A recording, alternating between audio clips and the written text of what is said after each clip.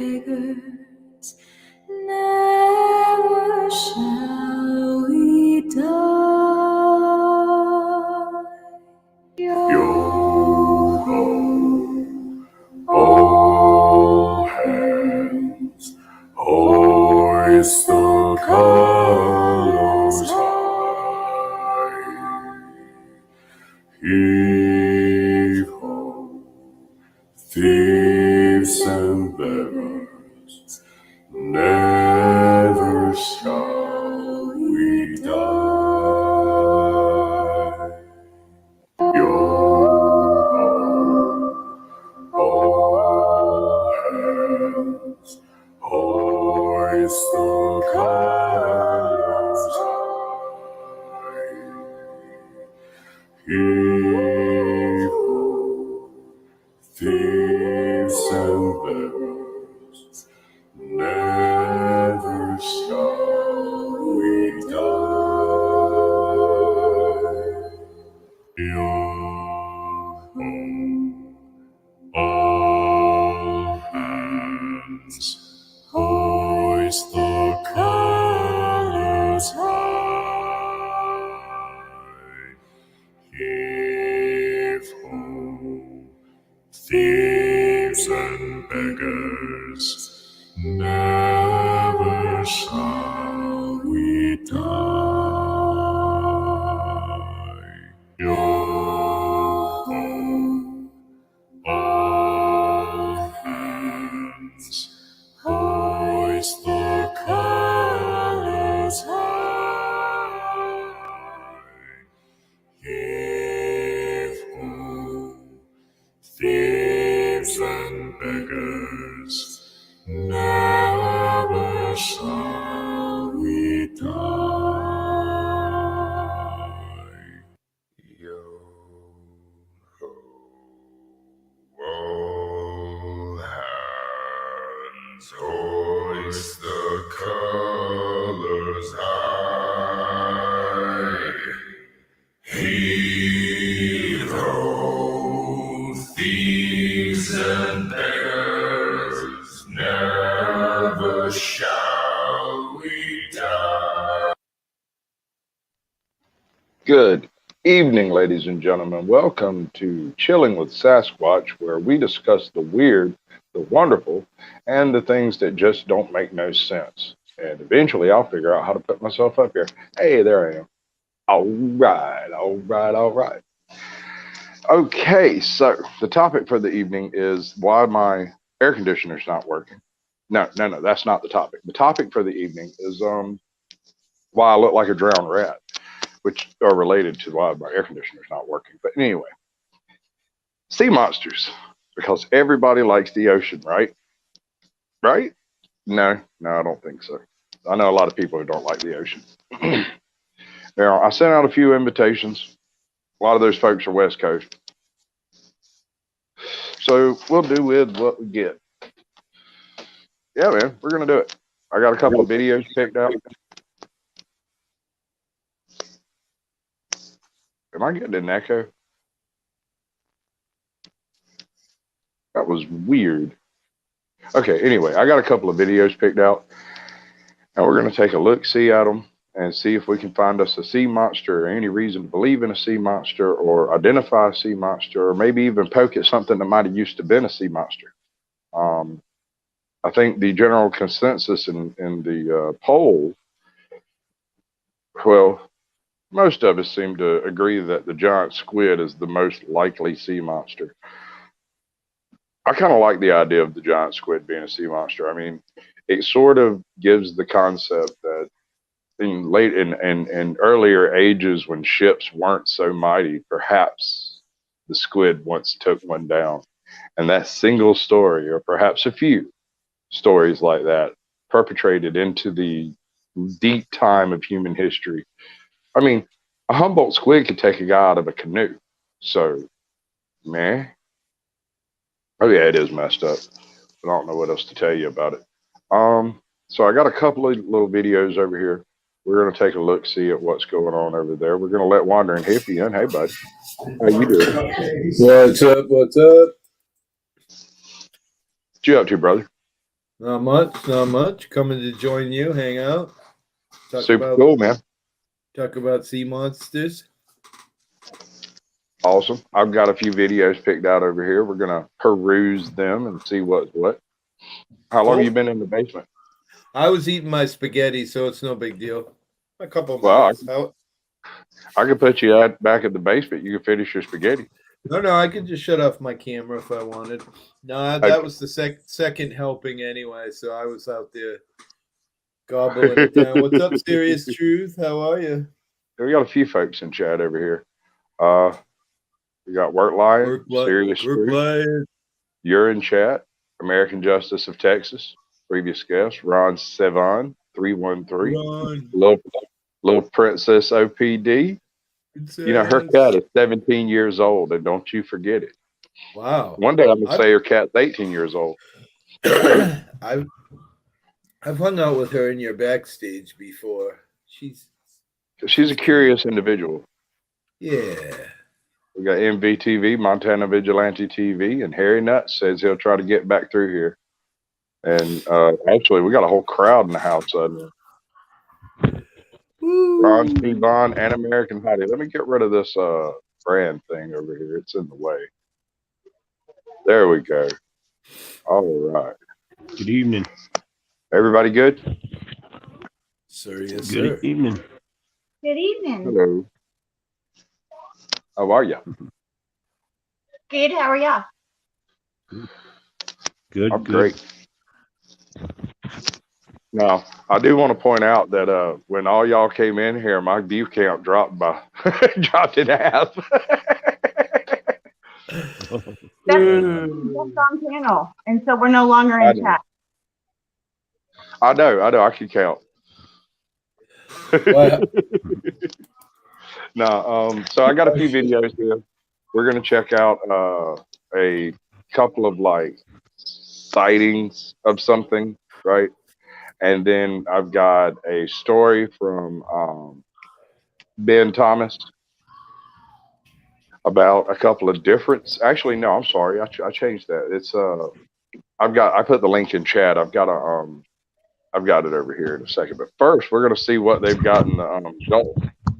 I'm pretty sure this one's let's see. Yeah, she muted. Feel free to talk over it. Although whoever's got that echo going on, we're gonna fight. Or is that me? Do I have an echo? Okay.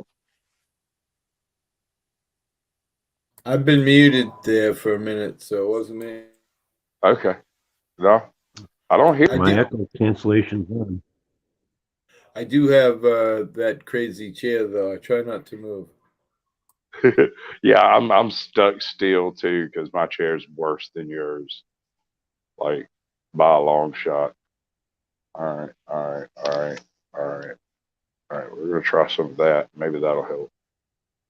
I suspect I have some feedback coming back through my laptop mic, and it only picks up occasionally, and so I only hear the thing occasionally. Be right back. I gotta do something for the Wi-Fi. 2 seconds. Yeah, man. However you want to do it. We're gonna. All right, y'all catch that? Anybody happen to notice anything in there? I was just on chat.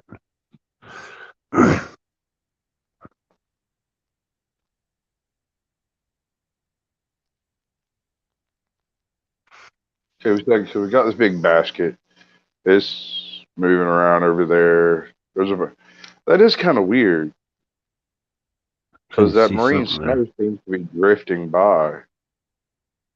Oh, it just changed. Oh, yeah. Huh. What is that? Oh, it's lighting up. What in the world? I was going to say at first it didn't look that big, but it is a squid. Okay, it looks like. Let's find a frame where it's actually in there with that box. Now, we have no idea how big the box is. It looks a little bit smaller, or like the body is smaller, but the arms. Yeah. might be as big or bigger. All right. So there's this critter. I can't for the life of me remember what it's called. It's actually a bunch of little organisms that link together into a big group of organisms. And sometimes they'll make rings or loops or bells. They vaguely resemble a jellyfish, but they don't have like the stinging tentacles and stuff. They just stick together because there's, safety in numbers or whatever. And it could make them look like a bigger creature, even though they're multiple little creatures. Anyway, would Lucky Laptop come in? Hey, Lucky Laptop, how you doing, buddy? Good to see you. Previous guest. So I don't know. It certainly look a little freaky deaky, that's for sure. It's really flat.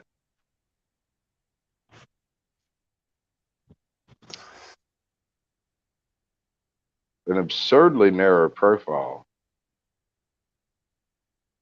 Can you specifically count the arms or legs? I can't. I mean, between 6 and 9, somewhere. It could be 8, but I can't promise it. But that's neat. It's good to know there are things in the ocean we don't know what are. I think so. All right, so we have 50 mythical sea creatures from around the world by Wild Mythology. Now, I found this channel about 6 weeks ago, and I have been devouring everything he's made in the past few years. It ranges from, well, pretty much Wild Mythology. It's like a collection of the base myths. My bad. Really weird. It's like a collection of the base myths that led to the various myths that we are most familiar with. So he covers a whole lot of ground, and he does a decent job of it. His framing, his audio is all perfectly on point. His choices of imagery is pretty doggone good, and I like his meter, the way when he's speaking, how one thing leads into the other.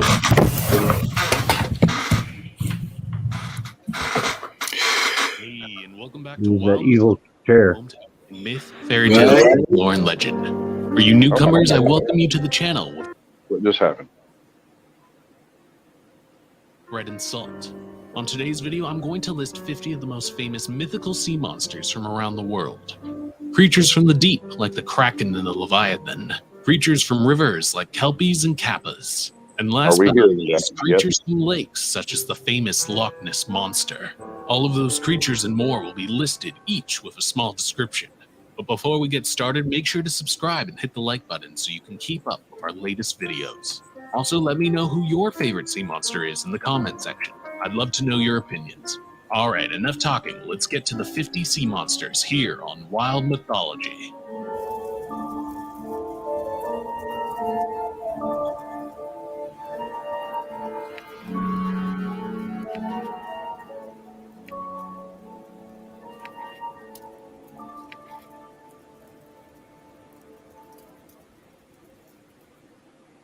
Number 1, Cetus. Alright, first up we have Cetus, a famous sea monster from Greek mythology, usually depicted as a 40-foot whale or serpent-like creature with numerous flippers and sometimes tentacles. In myth, Queen Cassiopeia of Ethiopia insulted the sea god Poseidon, who sent Cetus to destroy the queen and her kingdom. In fear, Queen Cassiopeia ran to an oracle, who told her that the only way to save her kingdom was to sacrifice her beautiful daughter Andromeda to Cetus. Luckily, as Cetus was about to devour Andromeda, Perseus came to the rescue and eventually defeated the sea monster by turning it into stone with the bisected head of Medusa. Number 2, the Kraken.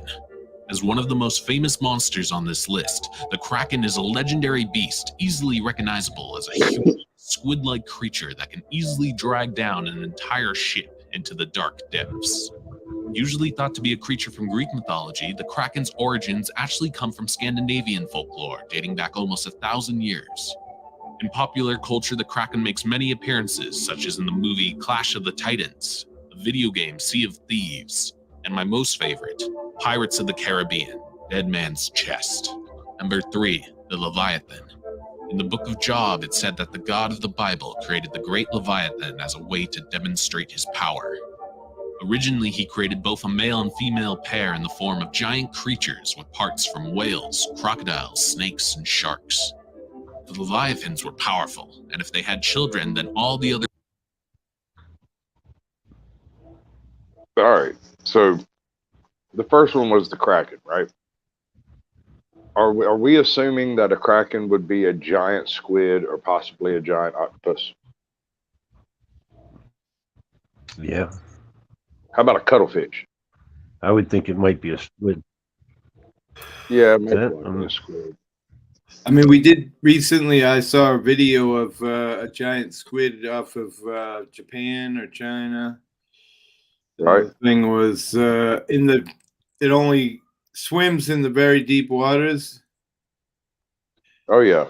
so Oh, that's yeah. why we don't see all these giant animals, because they don't come up out of the deep very often. That makes sense. It does. I got one for you.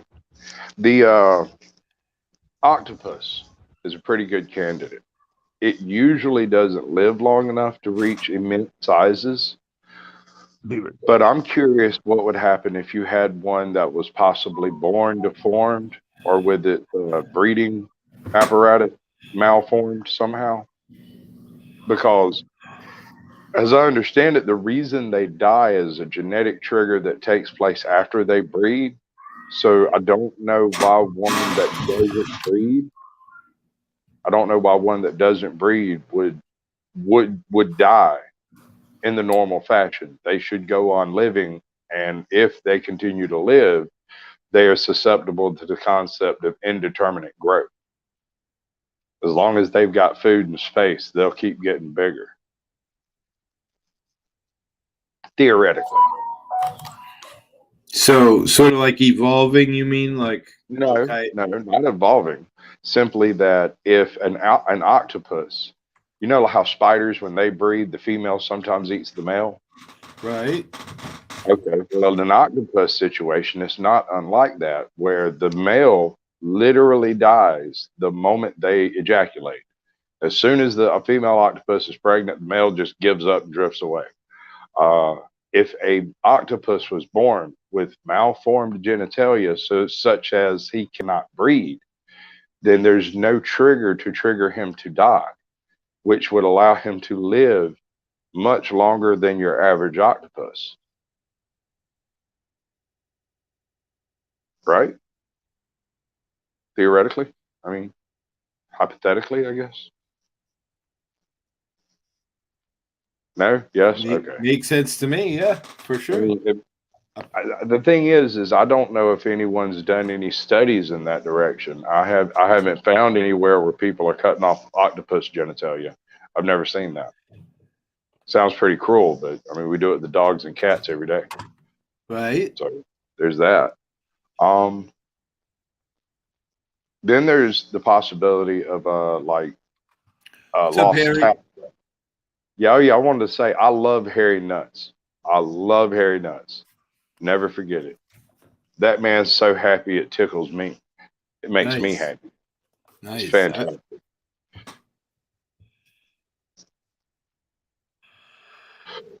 All right. other creatures of the world would be in danger. Well, here comes it really The hard. God of the Bible killed the female Leviathan, causing the male to grow bitter. This bitterness festered over time, causing the male to hate and attack the rest of God's creatures. What makes the Leviathan terrifying is that it's at least 300 miles in length, has the ability to breathe fire, and has impenetrable scales. Plus, it is said only God can kill the great beast. At the end of time, the Leviathan will battle with the behemoth and the God of the Bible, only to eventually be destroyed by God. Number 4, mermaids. The Leviathan. Wasn't Jonah eaten by a Leviathan? Wasn't he swallowed by a whale? 300 miles long? Jesus, that thing is fucking. Yeah, it's a bit much. I mean, eating us would be like a niblet. That's like a Well, I mean, some of the largest toothpick. animals, some of the largest animals in the ocean eat the tiniest animals. I mean, baleen Yeah. whales eat krill. Like whales, right? They're eating the Yeah, krill. Yeah, krill. Yep. that's cool beans. All right, but what about a possibly unidentified whale? Is that possible in the modern ocean, or do we have too many submarines? Well, isn't it like the least explored place on the planet, right? Well, The yeah. I ocean. mean, we know more about the surface of the moon than we know about the bottom of the ocean. Couldn't find that plane for the life of us. Now Right. now that new guy there who cross-referenced this ham radio, he thinks he knows exactly where it is. That's pretty interesting. I was reading an article. We'll see. We will see. Hey, Heather, welcome to the show. April, good to see you. Yeah, she's the one. Yeah, this is I awesome. hear she's got a new channel. Oh, really? I think so. I hope it's her. Yes. Because if it's not her, I need to unmod her or something. Bitch with a camera, I believe. Bitch with a camera, that's it. Nice. Yeah, it's pretty good. I like it. I really like it. I think she needs to drop the explanation and just go with BWC there. Just let everybody guess what it might be. Don't tell them. If you got to explain them, stuff. Yep. Yeah, it's Heather Holt, says Harry Nuts. Oh, right. Mermaids and mermen are some of the most famous Mermaids. creatures in the entire world. Mermaids have a huge influence on art and modern media, and practically every culture around the world has a legend about a sea creature with the upper body of a human and the lower body of a fish. They date back to at least 1000 BC and are usually involved in stories about either saving sailors or enticing and killing them. Number 5, Jormungandr. Jormungandr is the world serpent from All right.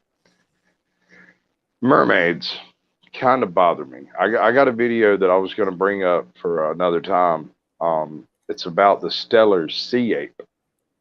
And if you've never read into the stellar sea ape, check it out. It's a weird story. There's this botanist, a biologist, early 1800s, mid 1800s, somewhere around in there. And he goes to eastern Siberia and tries to find a passage by land through to like Alaska, thinking that surely there must be a way to walk through over there, right? Of course, he gets over there and finds out there's no way to walk through. But on his way, he reports all kinds of creatures that had never been reported before to Eastern, or rather Western, Western knowledge. And so when his documentation came back, it came back with like all kinds of weird drawings of strange animals that were on the tundra, and like the saiga deer and the different there's a type of mule over there that looks vaguely like a zebra. There's all kinds of like pronghorn animals and stuff out there that had never been identified previously, and he came back with stacks and stacks of pictures of these things. And 99% of the things that he drew are real. But there's this one thing in that book, two things actually. One's a giant bird, and the other is something he called the stellar sea ape. He said when he got to the Bering Straits from the Russian-Chinese side, that there he found a group of apes who lived in the ocean and swam away before he could get a really good look at them. Did you But say he apes? saw them apes, gorilla, right? And this individual, this man, Mr. Stellar, he was a well-respected zoologist for all intents and purposes. His drawings, most of the time, were spot on. Like 80% of his drawings look just like the animals.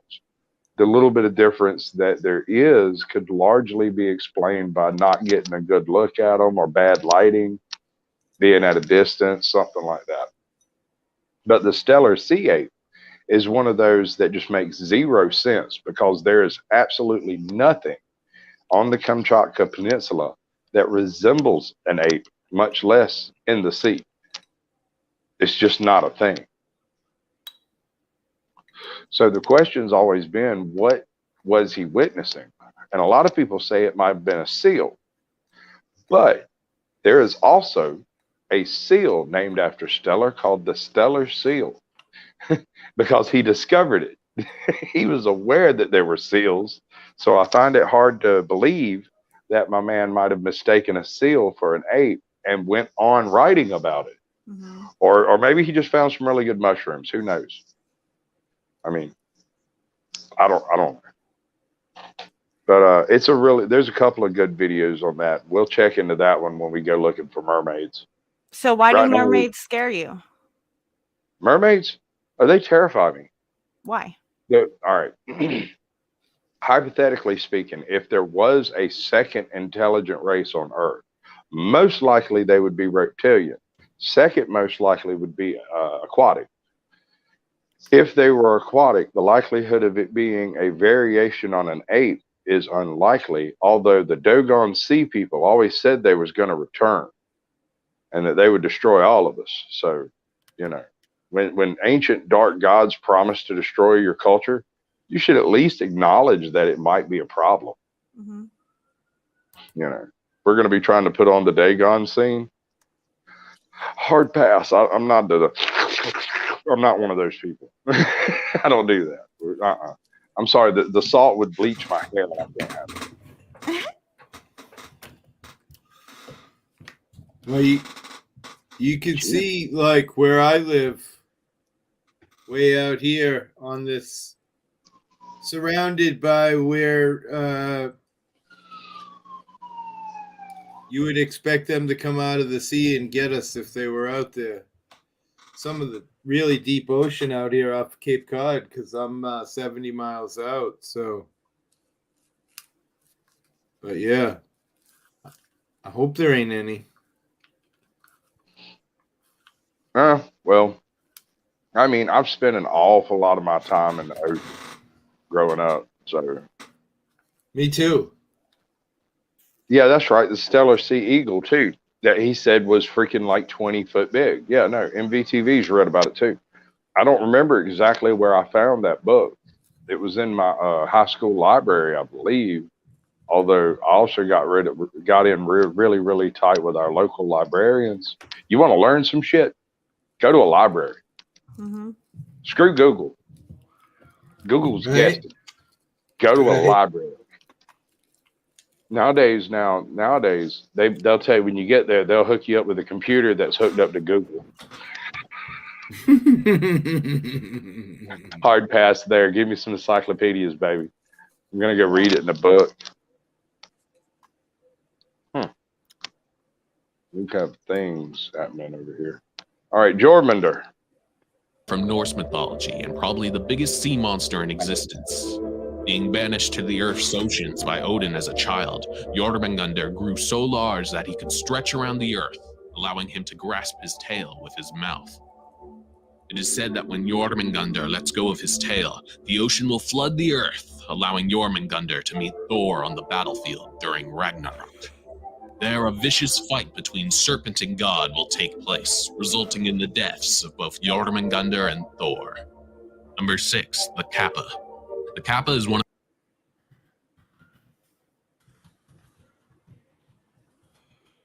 Oh, what happened? Muted. I was muted because I'm an idiot. You know, if you don't do something, at least one stupid thing a day, you're not living right. I do that all the time. Ask Ron. Ron be like, Hippie, you're muted. Hippie, you're muted. Hippie, you're muted. Yep. Constantly. Oh, I know, dude. It's hard to deal with. There's so much crap going on.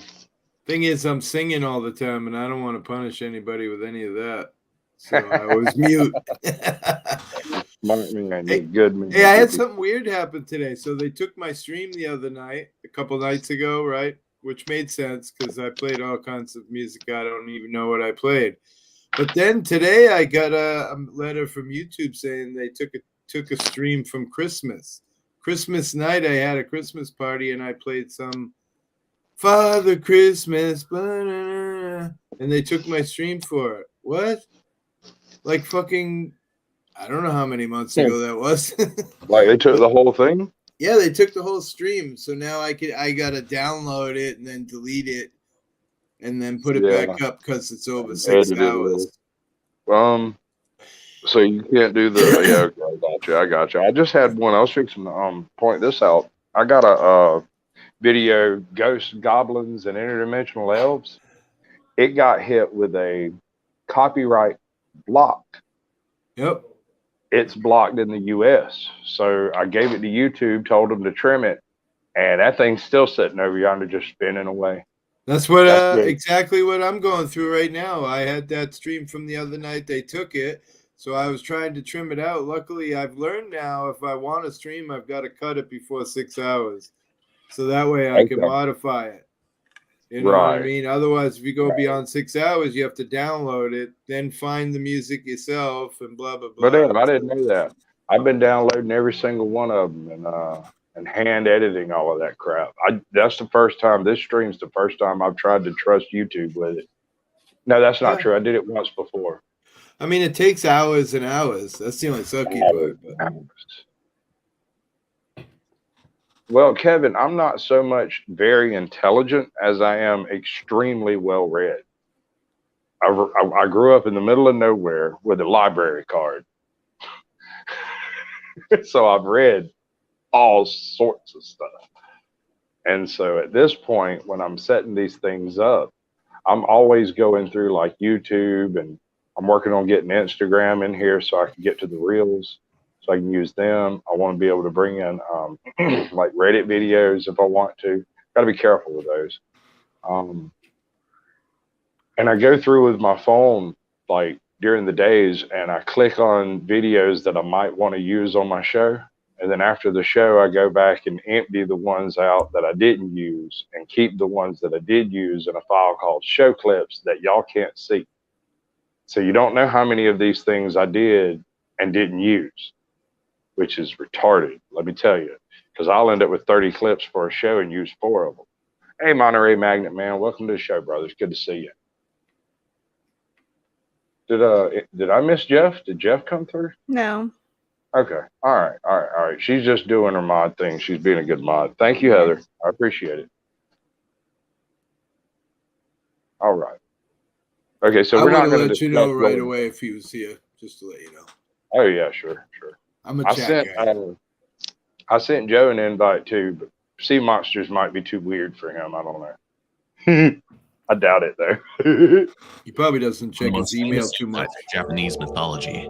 It stands as high as a child on 2 frog-like legs with a turtle shell on its back and 2 webbed hands. It has a human-like face, a beak mouth, and hair around its head with a curved dish on the top of its skull. Sitting within the dish is some magic water that gives the kappa tremendous strength. The kappa spends its time around rivers, swamps, and toilets. After challenging and defeating a human in a sumo match, a kappa will devour the human's bowels after ripping them from the human's anus. The easiest way. That's excessive. Mm-hmm. That's extreme. That's pretty freaking extreme. Wow.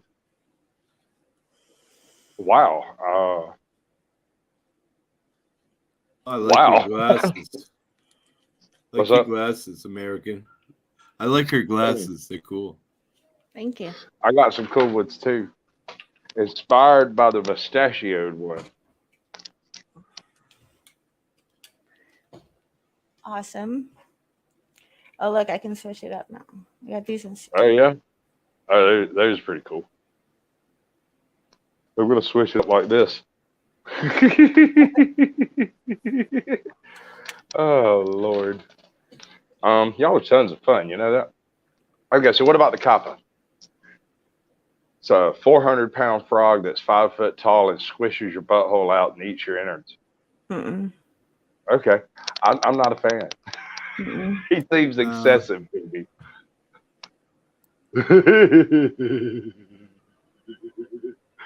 Oh, I love hairy nuts. Hey, John Eagle, welcome to the show, brother. Heather, will you drop his link, please? Imagine the warts he gives. Just saying.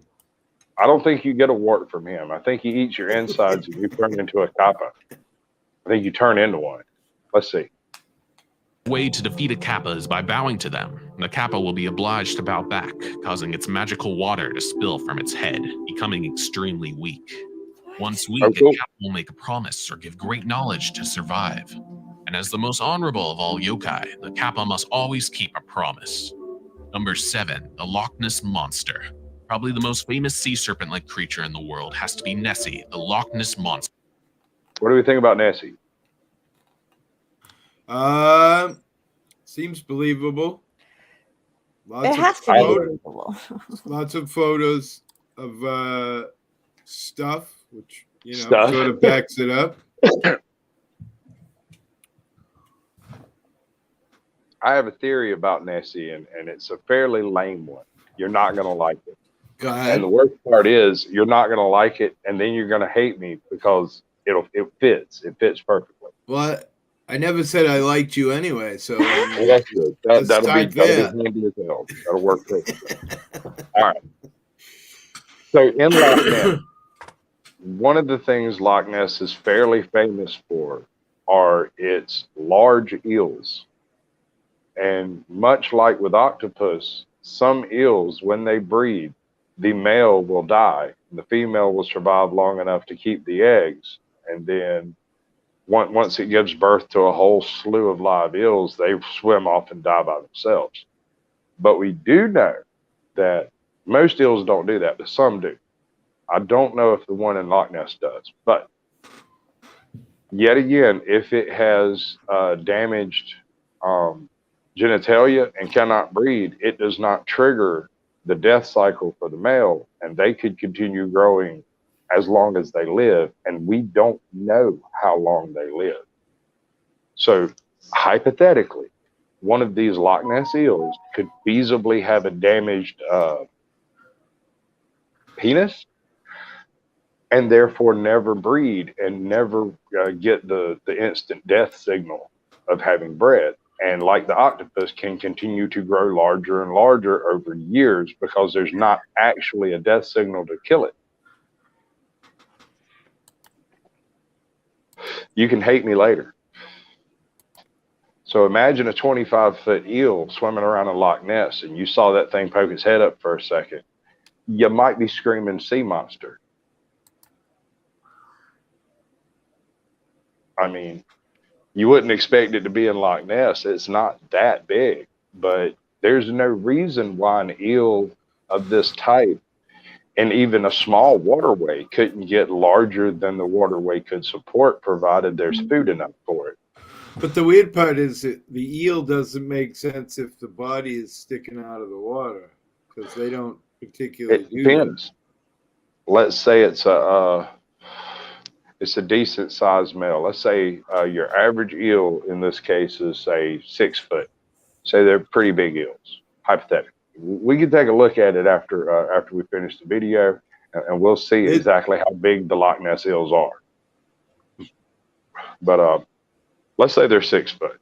Let's say we have a mutant with a damaged nutsack, and he can't breed, so he lives multiple years longer than he should. So an average one lives a year, 2 years, breeds and dies. This one lives 20 years and continues to grow. It would release all of the normal hormones, all of the normal pheromones, all of the normal activity a normal eel would be active in. It would be active in.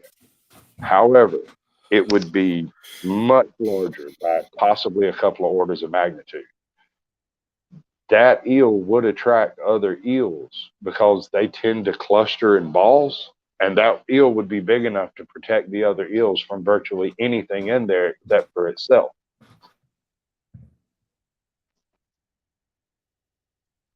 And while it may not be able to breed, it may take it upon itself to conduct something of a harem, a harem, right? Hey, New York Outcast, good to see you, brother. What are we doing? What are we doing? I don't know what you were doing. What are you doing? He's doing stuff. Oh shit! Yeah, no, the bobbit guy might be immortal. I'm not 100% on that. Well, no, it's just octopus, certain fish, and a few other critters like some arthropods, which I think an octopus might be an arthropod. Completely, I don't know. I think that involves having a skeleton on the outside or something.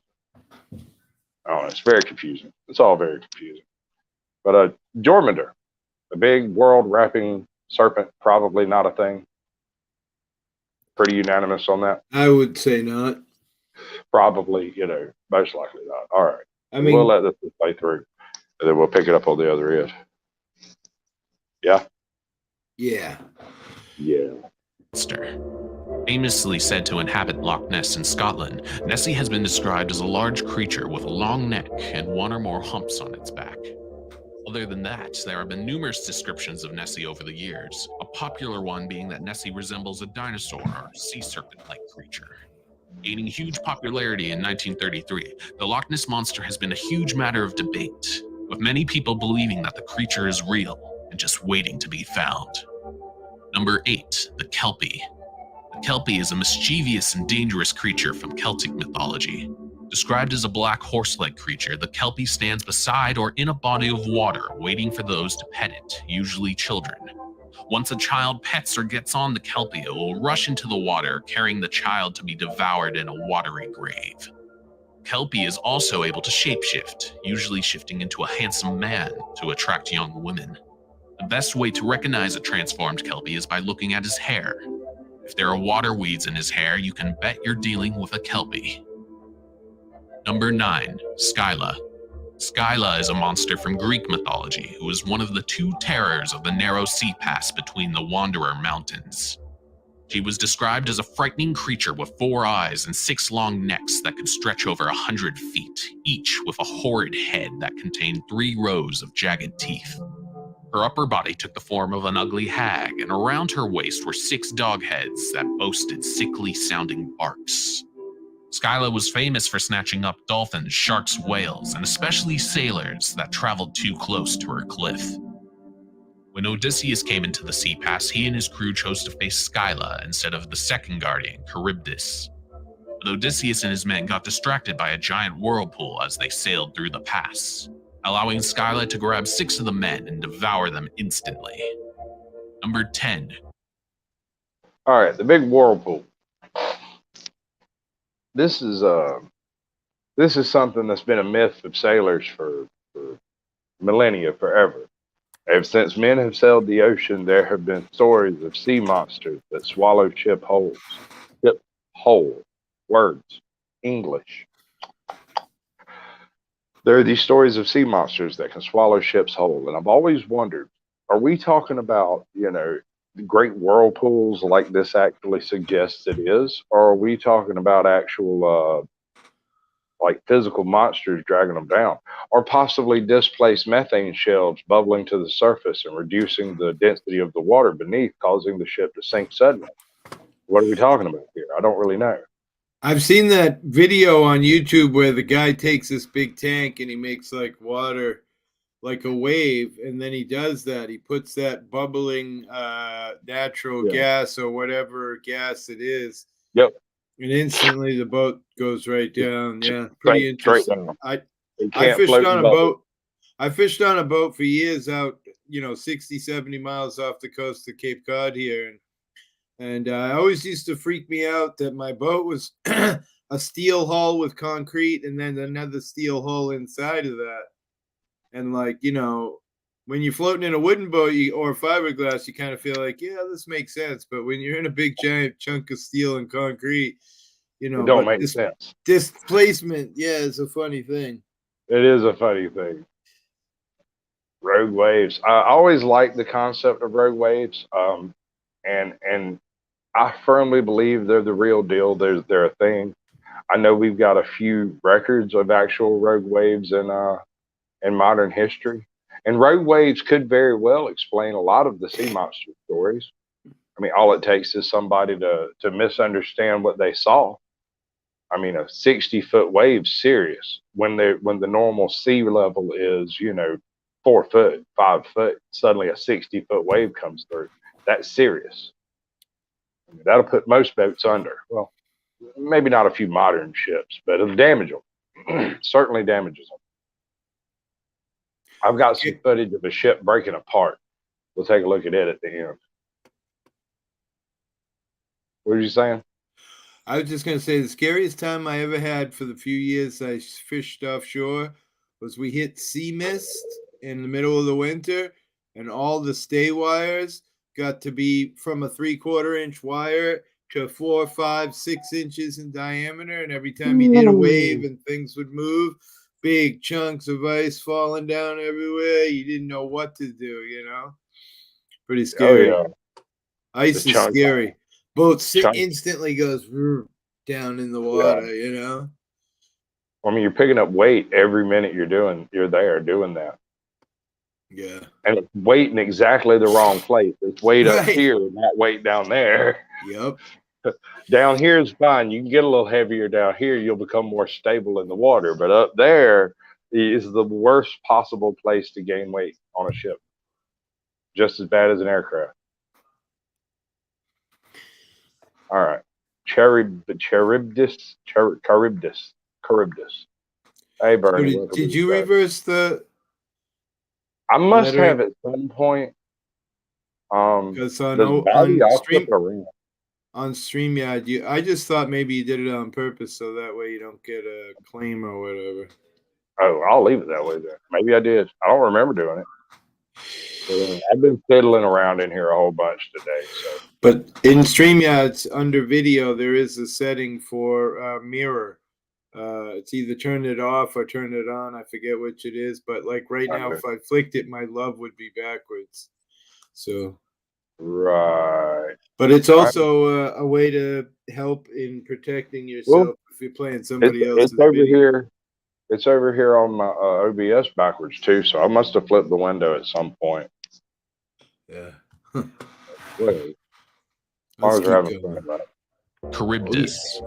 Charybdis is the other guardian of the sea pass from Greek mythology. Charybdis was a child of Gaia and Poseidon who helped her father against Zeus by covering islands with seawater. Angered by her actions, Zeus took Charybdis and transformed her into a grotesque sea monster and then chained her to the bottom of the seabed. Zeus then cursed her with an eternal thirst for the sea. So every day, Charybdis would suck in and drink seawater, which caused great whirlpools to form around her. When sailors wanted to go through the sea pass, they had to choose either Charybdis or Scylla.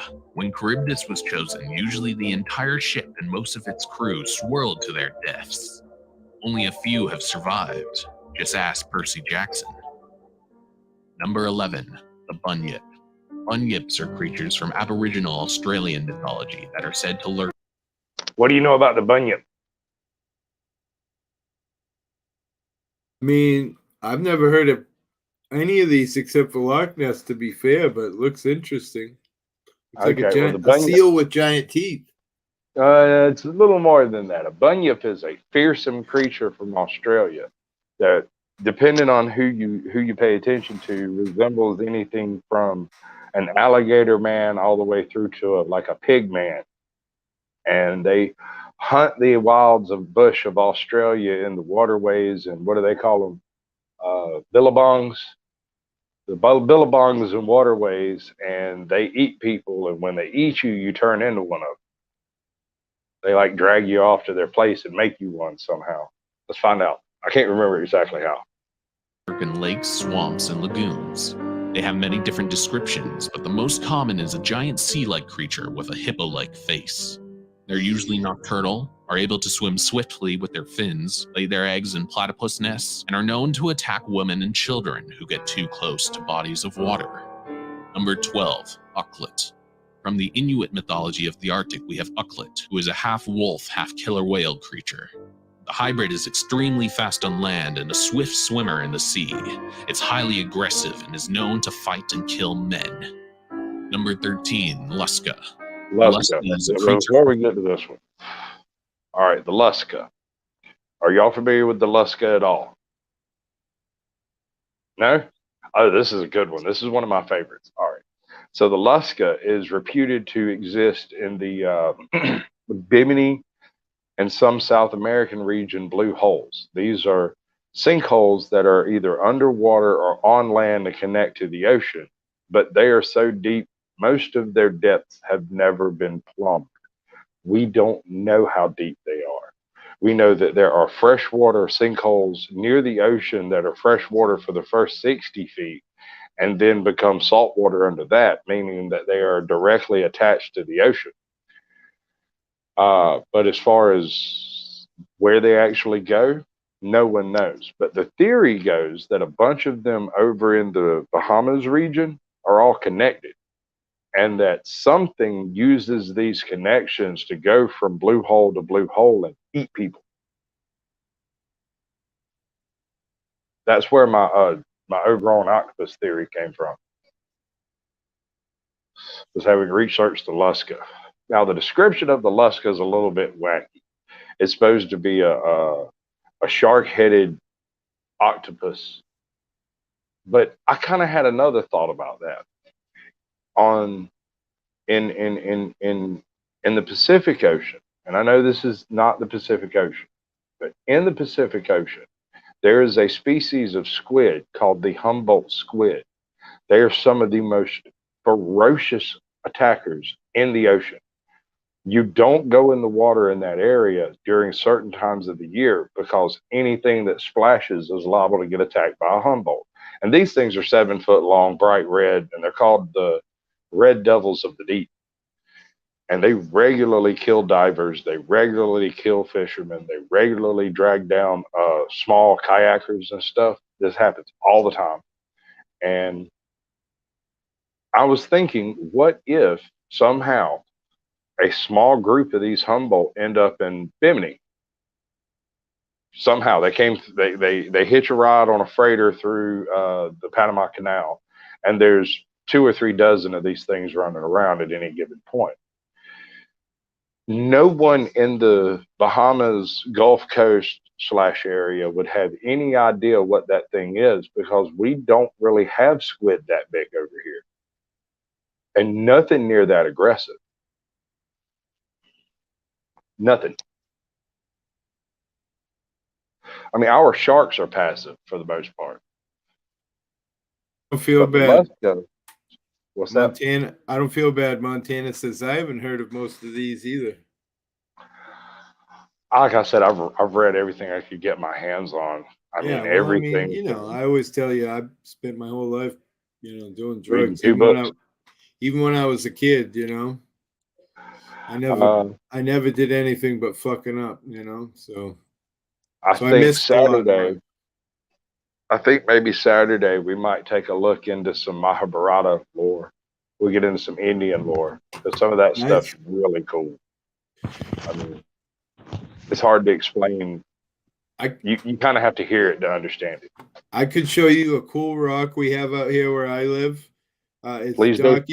It's documented in Indian territory, and it's a big Oh wait, no, giant wrong rock. Indians. And it, Wrong it's got- Indians. okay. These Indians, not these Indians. Okay. I'm talking.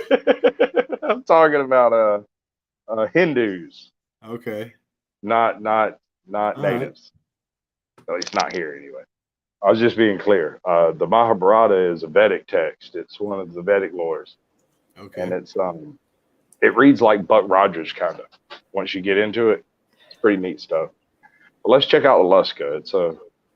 It's a sea monster of ill repute. Caribbean folklore that takes the form of a great white shark with octopus tentacles coming out from its body.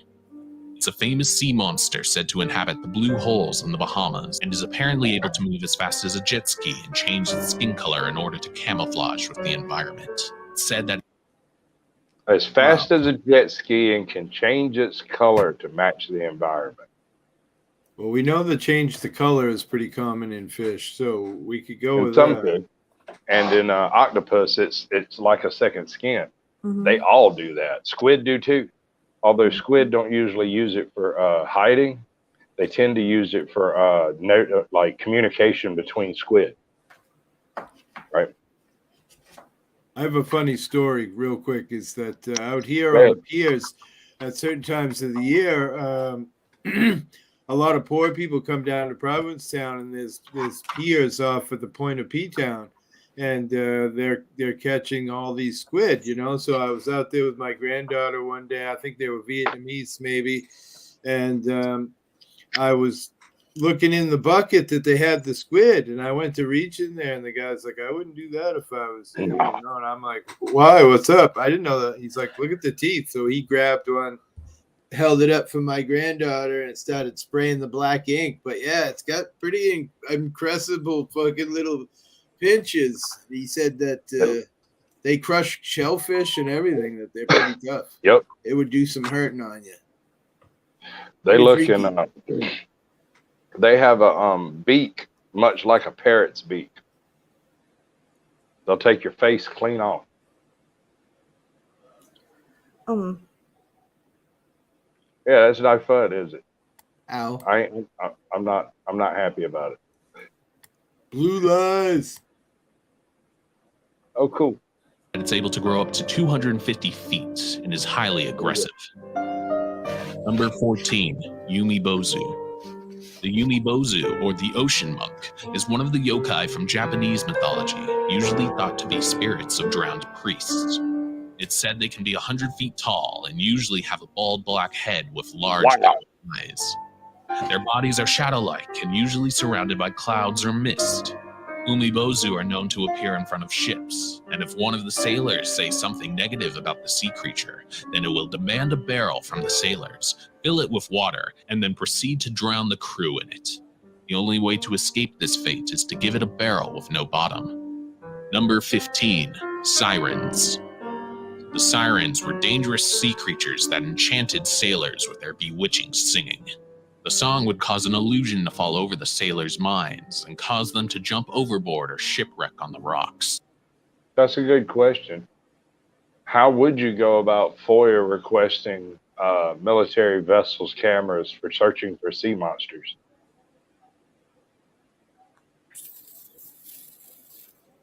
I don't know. No idea.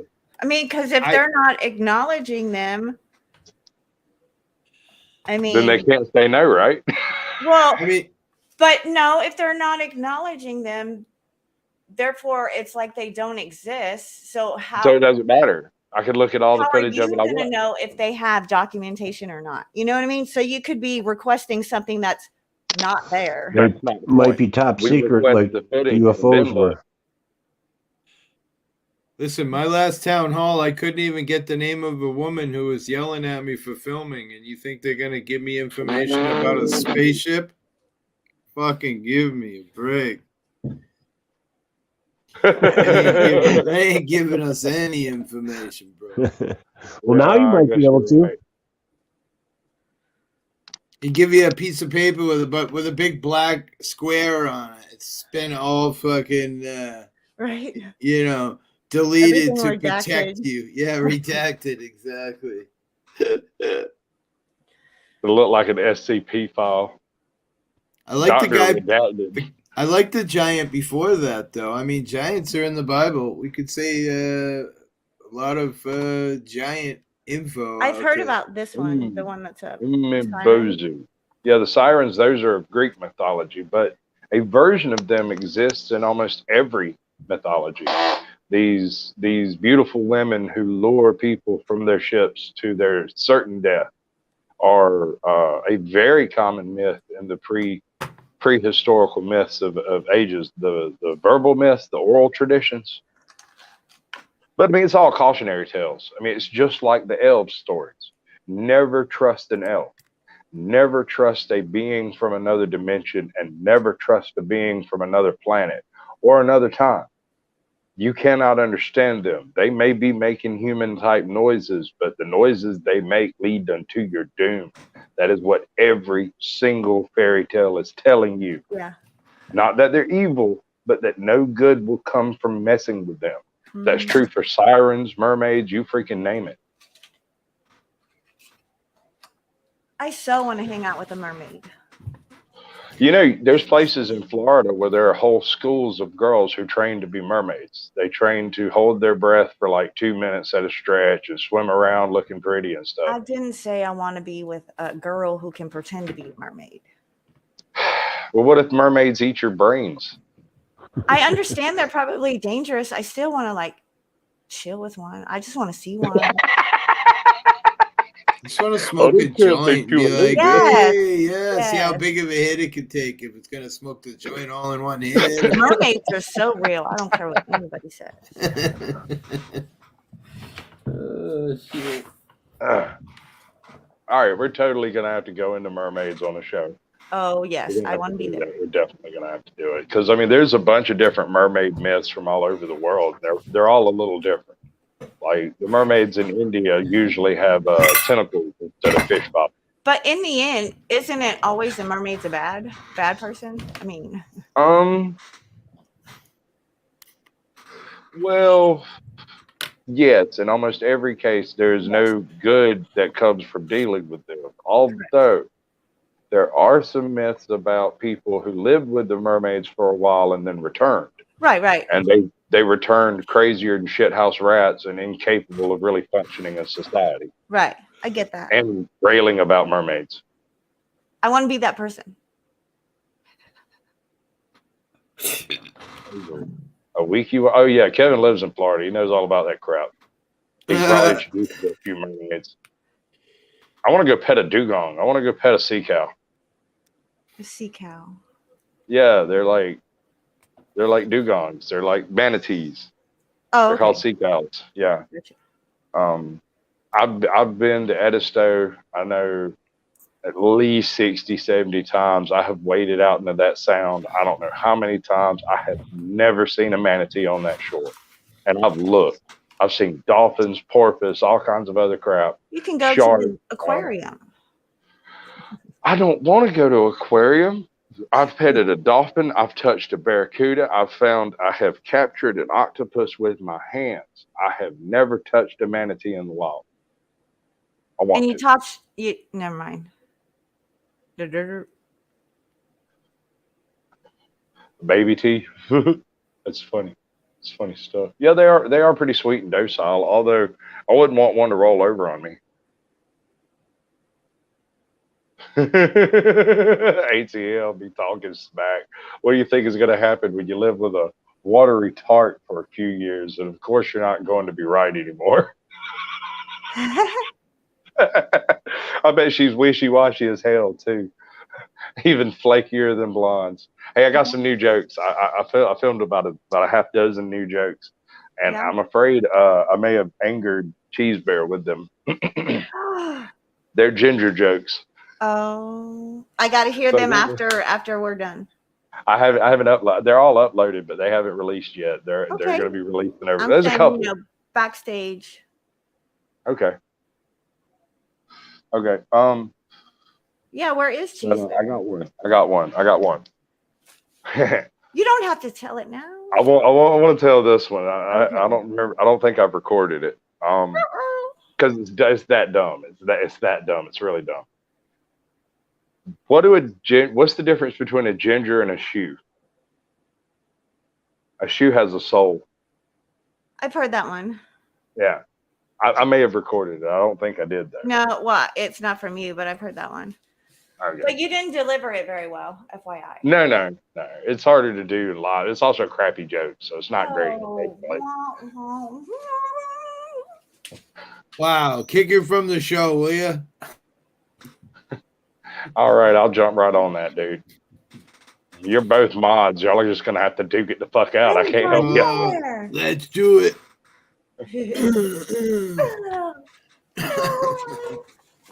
That's what people Here's the want to story see, right? Of Of an abused lady who was being beaten by a wandering hippie. Okay, that's enough of that. Back to the show. Once that happened, the sailors would discover too late that they were about to become a meal. The only way to avoid the siren's song was to plug your ears with beeswax, like Odysseus did, or to play music even more memorizing, like Orpheus did with the Argonauts. Number 16, the Hydra. The Hydra is easily one of the most famous creatures from Greek mythology. The Hydra lived in the swamps of Lerna and was described as a serpent-like creature with 9 heads, acid breath, and poisonous blood. After years of the Hydra terrorizing villages around its swamp, Hercules was sent to kill the beast for his second labor. Challenging the monster in the swamp, Hercules learned that every time he cut off one of the Hydra's heads, 2 more would grow in its place. Eventually, with the help of his servant, Hercules defeated the Hydra by cauterizing the neck after he cut off a head. That way, a new head wouldn't regrow. Afterwards, Hercules would use the Hydra blood to kill many of his future enemies. Hydra blood, after all, is one of the most poisonous substances of all creatures. Number 17. All right, before we get into Cthulhu, because Cthulhu might deserve his own show, because that's a whole nother thing. That's beyond the pale as far as like creatures. I mean, supposedly he's an old god of the ancestral kin from the deep, one of the lords of Dagon and the beyond. So we'll have to look into some Miskatonic lore before we get into Cthulhu. But we're going to take a look at it. But before we get to that, so you like mermaids? Not a big fan of sirens. We don't like the bunyip at all. What's it going to take to satisfy you folks? How about an old god of the deep, great Dagon lord himself, Cthulhu? Reckon that'll do it? One of these guys? Yeah, that's right. You got it. Cthulhu is an evil cosmic entity and one of the great old ones from the writings of H.P. Lovecraft. Lovecraft invented the character in 1928 and described him as a towering creature with 2 bat-like wings, a scaly, rubbery body with clawed hands and feet, and an octopus-shaped head with many tentacles dangling from his face. According to Lovecraft, Cthulhu is imprisoned in an underwater city in the South Pacific. But even though that's the case, Cthulhu is extremely powerful and is the cause of the subconscious anxiety in all humans. It is said by his many followers and cults that someday Cthulhu will break free and bring chaos to the planet. Number 18, the Selkie. The Selkie is an interesting creature from Celtic mythology that takes the form of a seal. What makes them so interesting is that they are able to shed their seal skins, allowing them to change into humans. In order to turn back into seals, the Selkie has to put back on the shredded skin. In most legends, a man will find a Selkie's shredded seal skin and hide it. The man will then compel the Selkie to become his wife, and the Selkie will agree because it cannot return to the sea without its shed skin. If the Selkie finds her hidden skin, she'll take it back and return to the sea, even if she has had children with her human husband. Number 19. Ushi. That comment was just the best. Wasn't it great? Did you see it? I did. That's why I said work line. Heart, heart, heart. Yeah.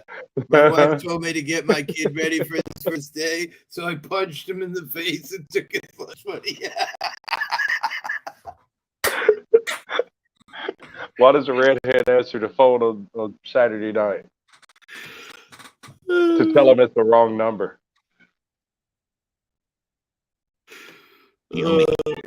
Ushi-Oni is the most savage guy from Japanese mythology, having the head of an ox, ripping sharp teeth, and the body of a spider with 6 legs. The Ushi-Oni lives in the sea. Fuck that thing entirely. I want no fucking part of it. I don't even that. like looking at the picture of it. No fucking part of it, dude. No, just hell no. No. Let me tell you what this makes me think. This makes me think that I need to get directly to the very nearest chemical shed, because we're gonna blow that fucker flat. I don't think blowing it up's gonna do anything. We're gonna try. I mean, we're gonna start with a big coming out of the side of his face. I don't give a shit. It got spikes coming out its ass. It's gonna have an explosion up in it. That's what's gonna happen. See what happens. Have you ever seen Starship Troopers? The scene where he throws the grenade in the bug. You remember that one? Like, that's what I'm gonna do to his ass. I'm taking a shotgun, blow a hole through his head, drop a grenade in it. But it'll be fine. You all right, Ron? You good? Okay, so sorry. Yeah, I'm here. I had a phone call. Somebody called me rudely. Anyway, that other thing before this thing, The that Selkie. was Yeah. the seal human. What? A Selkie. She's a Selkie. All right. In Irish mythology, there are these seals. They appear for all the world to be slightly green, slightly larger than average seals that swim faster, move farther up on land, are less afraid of human than your average seals. So if you approach a seal on the beach, it's best to assume it's a selkie. And they got two uses. One, they eat people. The other one is occasionally a selkie has to remove its seal skin to be able to become a woman. And if you can catch her while she's a woman, you can take her skin and she can't return to the sea. And she will be bound to whoever keeps her skin until they die, and she can return to her skin and return to the sea. Got you. Yeah? Okay. No questions? You're good? Okay. I'm good. All right. So back to this thing. That's a big old pile of nope. Sea and will leap onto ships or on beaches to feast on Not any human really. in sight. It has the ability to spit poison. Wait. Are you saying that thing's so ugly it's cute? No. I was speaking on, the seal human thing. I mean, if I believe in mermaids, like that would be something, along maybe. Yeah. No, like I said, every culture has a mermaid story in it.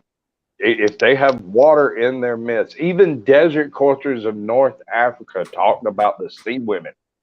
There were people that lived in the ocean, and they traded with them, is the stories that the rock art in North Africa tells. There were people in the ocean, and there were people on the land. And the people on the land taught the people in the ocean how to make fire, but it wasn't very useful for them. And the people in the ocean taught the people on the land how to make spears, which were harpoons, but we adapted it for land use. If any of that shit's true, it completely changes all of history. Right? Aquaman. Remember my theory about the boat people. These people in the sea may not have been people in the sea. They may have been like I know it's a frowned upon word, but like sea gypsies. People who lived in boats and visited the land. I know it seems unusual, but keep in mind, there are still cultures of sea peoples today that live their entire lives on boats. Okay. We'll do a whole deep dive into that one on another show, but these people still live this way, and they believe it's the only way to live. And that people on the land are some kind of goblins that just look like people. What if they're on the land but they're in their boats? Well, that would be a very unfortunate sea person. Work lion, you're fucking out of your mind. My wife is just giving birth for the first time. I don't know who I feel more sorry for, my son for being ginger or my wife for having to bring him up on her own. What a dick. What a dick. Come on, man. You know there's at least a 1 in 5 million chance that you might actually be that kid's daddy. You ought to own up to it. Nobody else is going to. That's for fucking sure. Nobody tries to raise a ginger. But it's funny because my daughter was born redheaded. I was born redheaded and almost immediately faded to blonde. And ever since I got about, 10 or so, my hair's been darkening up and now I'm getting white streaks. Yeah, that's the pattern of getting old. That's what it does. There's I no don't know such thing anything as about time, and gray I'm hair. used to get old. I don't know anything about gray hair. No. I was going to say, my dad No problem. lived on a boat most of my life. Wow, Oh yeah. That's cool beans. that is cool. What do you do? He just lived on the St. Clair River in a 56-foot yacht. Oh, that sounds fucking awesome. I don't know. I don't know. Yeah. I would It's good, vacation on a boat in the water, but not live. I slept on a boat for like 2 years. I hate boats. Like I want to go deep sea fishing so bad, but the last time I tried to get on a boat in the ocean, oh no. Just give it a few days. You'll be fine. You just got to go suffer through it. I'll tell you what happened. You'll go out there. You'll go out there, you'll That spend was 24 hours sick as hell, and then you'll wake up in the morning. You'll finally go to sleep. You'll wake up in the morning, you'll be fine. It'll just happen. You won't even realize it happened. You'll be like, and then you'll nod off and wake up. Your inner ear will get used to that shit. You'll be fine. loved it when it rained.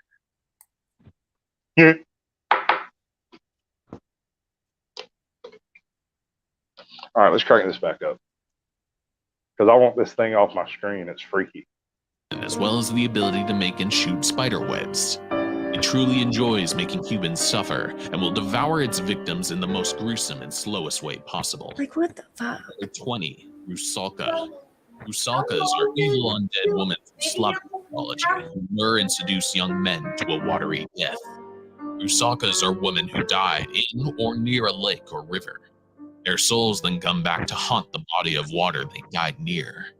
They then entice their male victims with their beauty or voice and capture the men who get too close with their long unkept hair, dragging them into the water and their death.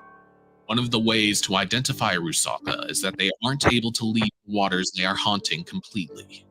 They have to have at least 1 foot within the water at all times. Number 21, the Baka Kajira. So here's my question on that. Got to have at least 1 foot within the water at all times. What if we got her a bucket? Can we carry this bitch away? We just clear that shit right up, right?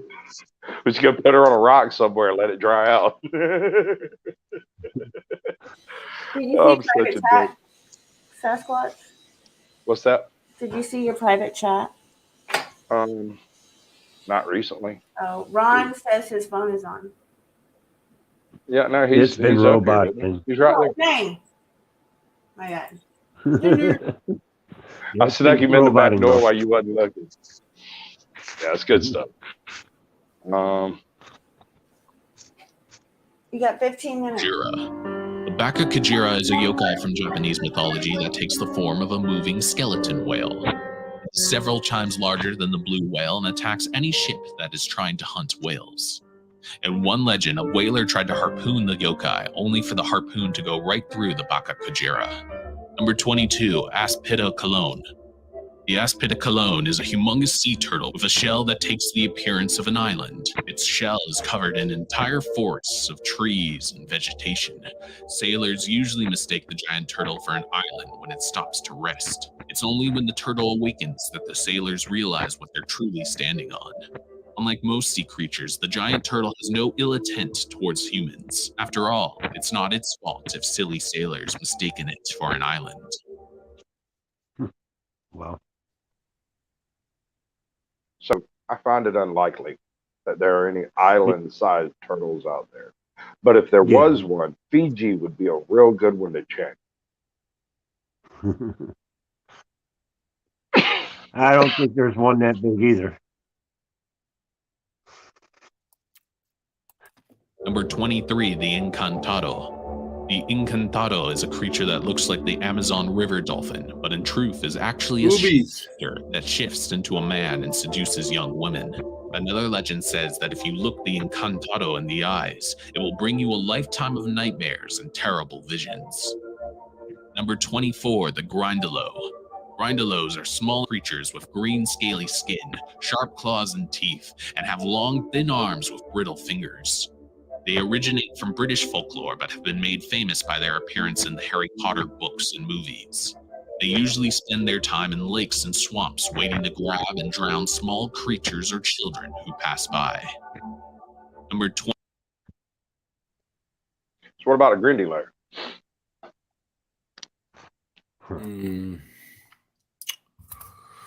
Unlikely. Probably. Okay. I'm wondering where the rumors are from. You know what I'm saying? Well, I mean, think about it. Kids near the water often go missing. You don't always find them. Yeah. Well, we get them once in a while walking out on the ice up here. Up in North Georgia, we've got these critters, and now there has never been a reported hellbender attack that actually killed a person. But we have these salamanders that get like 5 foot long. Their head to be as wide as a bulldog's, and they've got like similar to an alligator's bite force. They're fucking ridiculous. They're called hellbenders, and around here they don't get too terrible big, and you never see them. You never ever see them. They're so well camouflaged, you would mistake it for a turtle. You would think it was a garfish or a catfish or something. It would never cross your mind that you were just ran across a 50-pound mud puppy. Wouldn't even think about it. I'll pop up a bit of footage of it after we check out the Montauk monster. We're going to Montauk, baby. What's up, Mr. Self-Destruction? Welcome to the show, brother. Good to see you. You guys are full of it out there. What do you call a ginger who works at a bakery? A gingerbread man? What do you call a bakery owned by a redhead? A gingerbread house? Oh man. Oh, man. Have you heard all those already? Okay. I have. I've read most jokes. If it's on Google, I probably read it. Oh shit. So, I mean, I've been through a bunch of them. I've been through so many that I can change. I've read enough versions of jokes that I can usually adjust a joke to fit the room. Although sometimes I miss, and then I get blocked, and everybody hates me again. Ho hum. Bakunawa. 25. The Bakunawa. The Bakunawa is a winged sea serpent from Philippine mythology that is able to cause earthquakes, rainstorms, and eclipses. Legend says that there used to be 7 moons and that the Bakunawa swallowed 6 of them. During an eclipse, people will come out with pots and pans and bang them together, scaring the Bakunawa to spit out the 7th moon. Add that its meal is interrupted. The Bakunawa attacks the loud people and can only be defeated by lulling it to sleep with music. It will slumber in the ocean until it wakes up and tries to swallow the moon again. Number 26, Kieran Crowan. Kieran.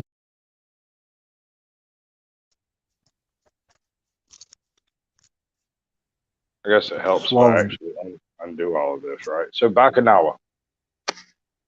Yes, no? Yes, no? Swallowed 7 moons? Yeah, you ready?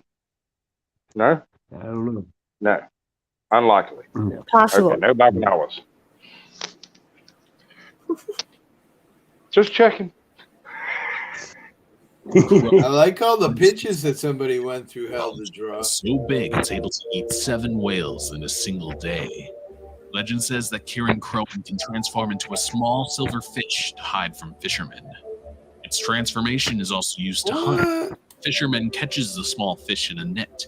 Kieran Crowan transforms back into a sea serpent, destroying the ship and drowning its victims. Number 27, the Megalodon. The Megalodon. Yes. All right, so we got to talk about the Megalodon. Is anybody unfamiliar with what the Megalodon is? I am unfamiliar. I am familiar with it. I've watched a lot of the videos. I have no idea. Right? No, why did it do that? Okay, no, we're good. That was really strange. Whoa. Okay. Are we going forward in time? Yes, forward. Did you press Exactly the wrong where top we're supposed to be button? going. Yeah, I hit the wrong top button. That's exactly what happened. Dude, That's a shark. my air conditioner died a couple of days ago. And I said that my air conditioner died a couple of days ago. We're waiting for the repair guy to show up like sometime in the next few days. Are you a little hot? Oh, honey, I took a cold shower right before I sat down. Sat in front of a fan and managed to get dry. And now I have re-soaked myself. That's why I put my hair back in a ponytail. I'm like, I'm just dripping. Just Whoa, dripping. wait. 5 up. I don't know who's more turned on here, American Justice or me. Wait a minute. Maybe it's me. Share Justice. That's enough of that shit now. is an extinct shark that was said to be anywhere from 47 feet to 67 feet. And even though the shark has been extinct for millions of years, legends say that some have survived and are hidden somewhere in the ocean. If that's the case, then the term sea monster would definitely fit. I'm not well. An apex predator capable of eating whales and swallowing humans whole. Number 28, Yakumama. Yakumama is a humongous snake that dwells in the Amazon River, said to be the mother of all water creatures in the Amazon. Legend says that Yakumama will attack any living creature within 100 steps of it, and that the safest way to cross the river is by blowing a conch to see if Yakumama is nearby. Number 29, the devil whale. The devil whale is a giant demonic whale that's capable of swallowing entire Demonic. Okay. Oh my God, freaky. All right. So, all right, demonic whale, maybe not. Imagine a culture that's never seen a great white encountering one. That would be me. Well, I haven't encountered one, but the Cape now has 517 of them marked, so quite weird. I would say there was bigger whales, or possibly, thousands of years ago, or whatever. There certainly were. There certainly were bigger whales thousands of years ago. Absolutely. Let's see if I can do this.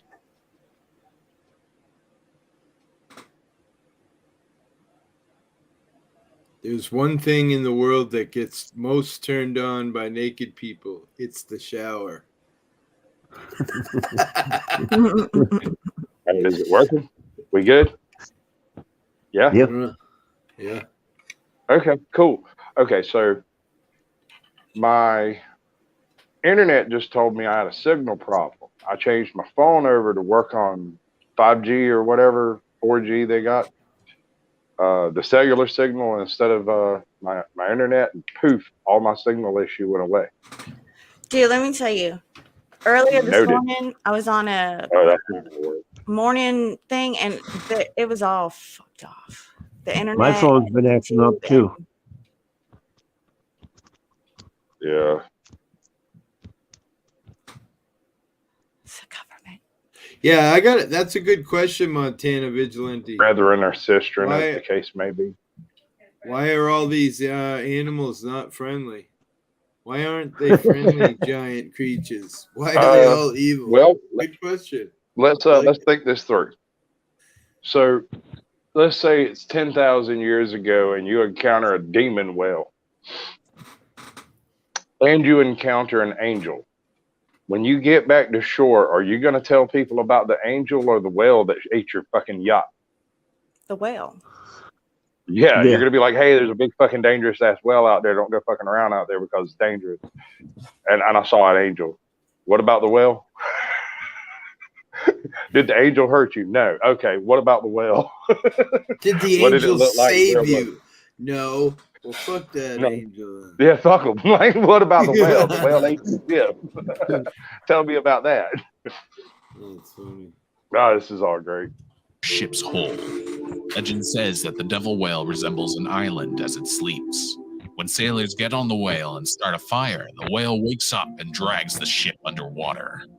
This legendary whale also inspired Melville's novel, Moby Dick. Number 30, the Ogopogo.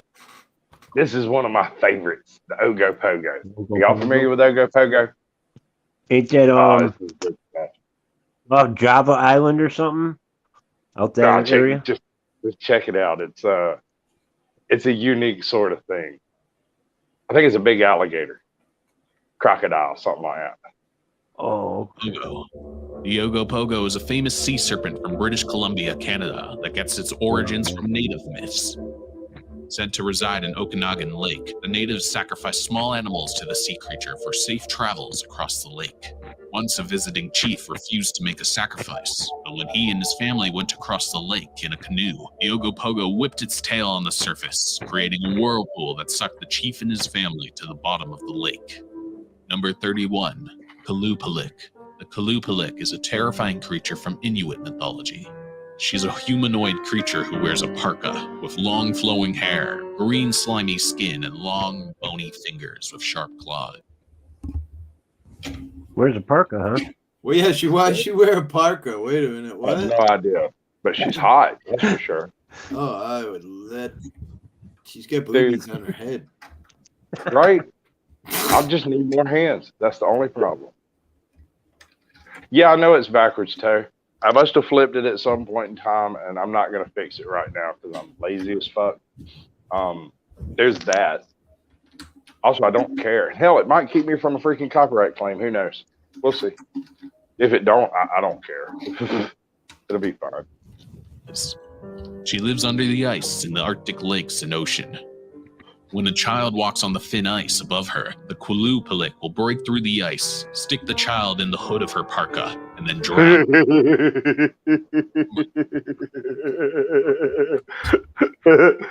Motherfucker said he's seen her downtown.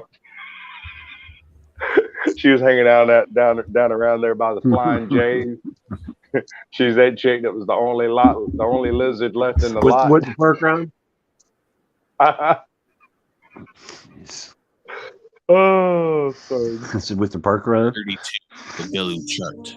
The Gelu Chart is a mysterious creature that can be found around the waters of the mysterious islands of the sun. The creature is round with a turtle shell on its back and has 2 stripes in the middle of its body that form an X. It has 4 eyes and 4 ears, each at the end of its stripes, with a single mouth at the front of its body. 6 arms come from each side of its body, and out of its rear is a rat tail with some tufts on the end. What makes the creature so interesting is that its blood is able to heal, as well as being able to reattach with non-vital served body parts. Number 33, Champ. Champ is the American Loch Ness Monster and is said to dwell in the Lake Champlain between the states of New York and Vermont. There have been over 300 sightings of Champ, and its most common description makes it out to be a 25-foot reptilian-like creature with fins and a horse-like head. Number 34, Makole Bembe. Makole Bembe. This is another one of my favorites. Makole Bembe. These things are supposedly like either brontosaurs or brachiosaurs. If you ever saw the movie in the mid-80s, I believe it was named Baby. It was about a baby dinosaur that some scientists found, and they lead them through the jungle, and eventually they find the mama, and it runs off to go be with the mama or whatever. Anyway, one of the saddest movies you'll ever see. I'm almost certain it's named Baby. But yeah, no, it's a heck of a story, even though it's all complete and total bullshit. Yeah. What it is? What? He said he thinks he remembers that I heard him.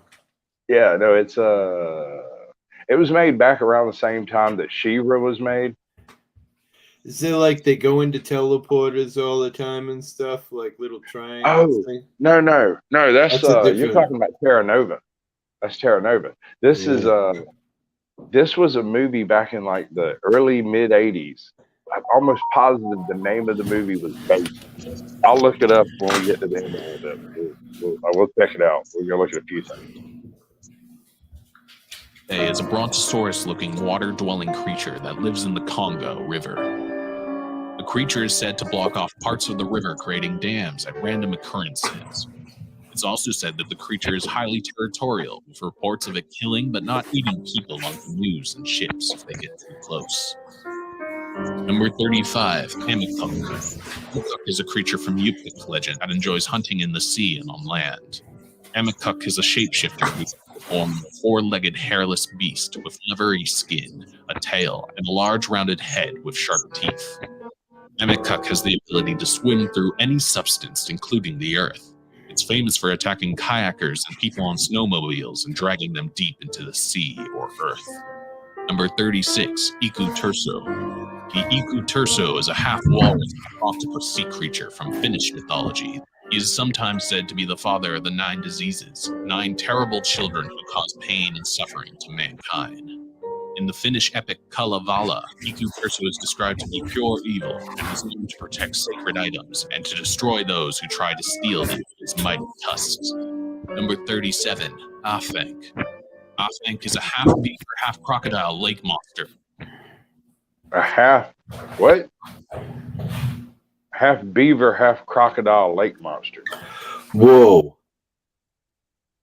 That's terrifying. He can eat trees. And you. Instead of just chewing the base and knocking it down, he's gonna eat the fucking thing. Right? Just devour that fucker. Fuck it. Eat it all. I'm monetized officially. I just got the email. Oh, cool. I'm not even sure I'm going to get into any of that. When we get backstage after all of this, I'll talk to you about that if you're willing to share some of your ancient hippie wisdom with me. Sure. All right. Let's see what we got backstage. So I've got some information here. What's that? Private chat? Oh, yeah. Okay. I've already dealt with that. Super. Why is my mouse gone again? That's so weird. Does this thing exist? I have no idea. I hope not. There'll be no trees left. Although they're all burning anyway. Fuck. Right? Saw something about that fire in New Mexico. 269,000 acres. That's ridiculous. I got one for you. It's totally off topic. We'll take a stab at it real quick. And I want everybody's opinion on this. So, correct me if I'm wrong. There is a position out there that cows farting are a problem. Because of methane gas? That's the theory. Yeah. So, here's my question. How many cows do you reckon there are in America? A lot. Yeah. Shitload. Yeah. But let me ask you this. How many bison? Number? No, just a ballpark would be fine. 100 million? I don't know. Okay. All right. How many bison were in North America before the white man came? No idea. Billions. Really? And you're telling me 100 million cows are a fucking problem? Billions? Fuck off. Not interested. I just don't buy it. Wait, but maybe it's what we feed the cows today. I don't give two diddly but what you feed 100 million cows compared to what a billion bison were eating. I don't know. Bison are 4 times the size of your average Eat cow. up the whole continent. Cows are And weird. there were 10 times more of them. Yeah. I know that now they do like take the shit and they process it and they make the methane and they use that in tractors and stuff in the West. Sure. You know what I mean? So I know that it's a thing. I've never heard of the farting 30 thing. million cows. 30? That's how many there are? That's 30 million, yeah. damn. So, that's a fucking and big ass. Barlett says so, I'll buy it. I'll buy it as true. But there were something like 300, 400 million bison. There were so many bison that there are stories of people camping out and being locked into their camps for days while a bison herd trampled past them. For days. Damn. But you're telling me a few cows are a problem. Wow.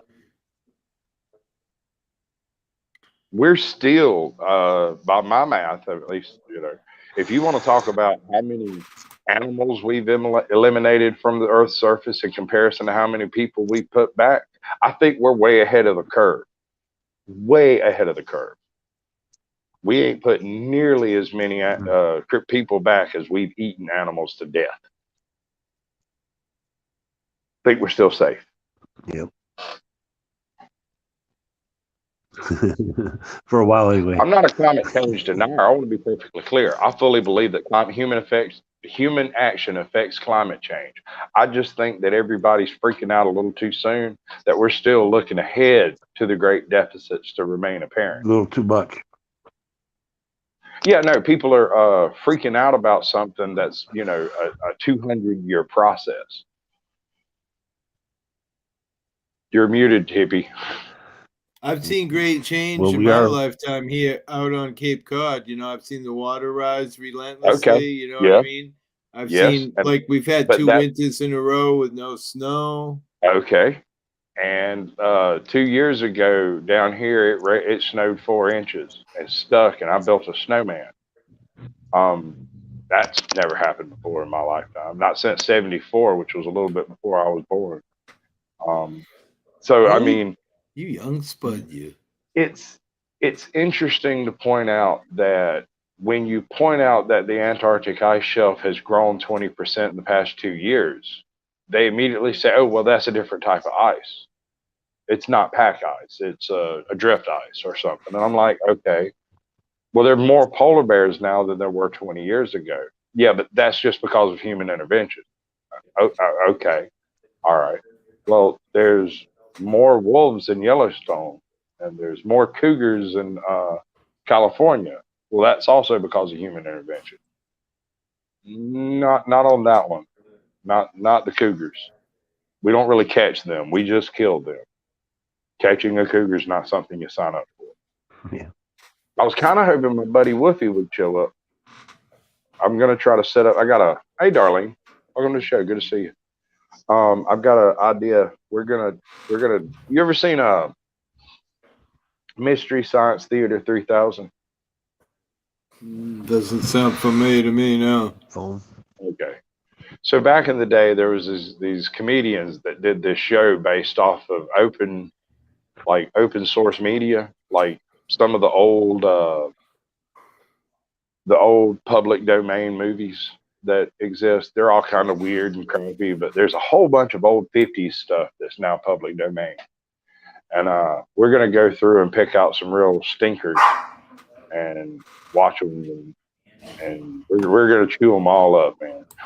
We're going to slaughter them. It's going to be great. Sharks are tasty. See, sharks could cease being a problem overnight if we just decided to eat them. Yeah, there's more bears. The Chinese eat, or the Japanese, they eat it, don't they? They eat shark fin soup. They believe that it makes their Johnsonier.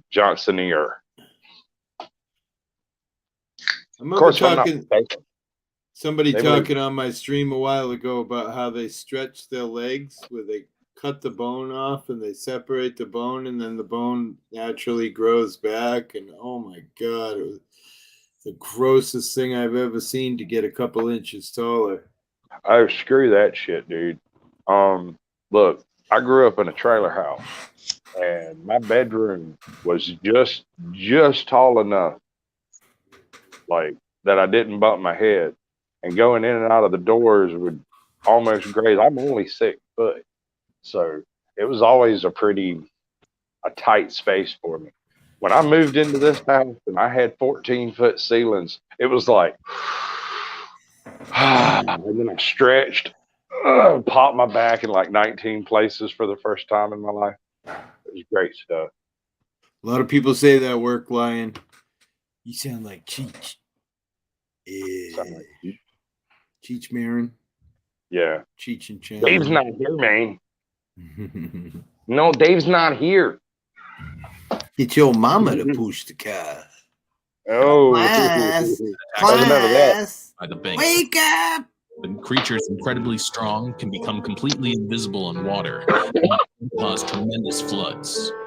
When that thing is somehow dragged out of water, it becomes completely powerless. Number 38, Aweaselt. The Aweaselt is a creature from Aztec mythology with waterproof fur and a body that's a mix between a dog and a monkey. It has 5 monkey paws, 1 on each limb and a final one on its tail. Legend says that they love snatching fishermen from their boats and have the ability to mimic a baby's cry to lure in its next meal. The hand on its tail is especially strong and is used to strangle its prey. Number 39, the Saze-Oni. The Saze-Oni is a large mollusk yokai from Japanese mythology. When turban snails reach the age of 30, they grow into giant mollusks with the ability to shape change. A famous story tells how a group of pirates saved a woman who was drowning. In thanks, she agreed to sleep with them all, but as she did so, she cut off each of their testicles and threw them into the sea. She told the pirates that she would give them back their testicles if they gave her all their gold. The exchange was made, and before the pirates' very eyes, the woman transformed into a giant mollusk and disappeared into the sea with all their gold. Number 40, the Dobaku. The Dobaku is a half-otter, half-dog creature from Irish folklore. It spends... All right, you always know something horrible is fixing to happen when it starts with Irish folklore. If it involves the tear, do you know? I want no part of it. No part of the unseelie court either. No part of it. I don't make track. I hold no truck with elves. Its time in Irish lakes and attacks humans who get too close to the waters. What makes the otter creature so interesting is that legend says its fur is impenetrable and is identified by its blood-curdling shriek. Number 41, Gunakadit. Gunakadit is a half whale, half wolf creature from Native American mythology. There's a story about a man killing one of these beasts, only to discover that he can take the form of the creature when he wears its skin. As long as one wears the skin of Gunakadit, they will be able to swim and breathe underwater, becoming a fearsome sea creature. Until, of course, the cycle repeats itself and someone accidentally kills the so-called creature.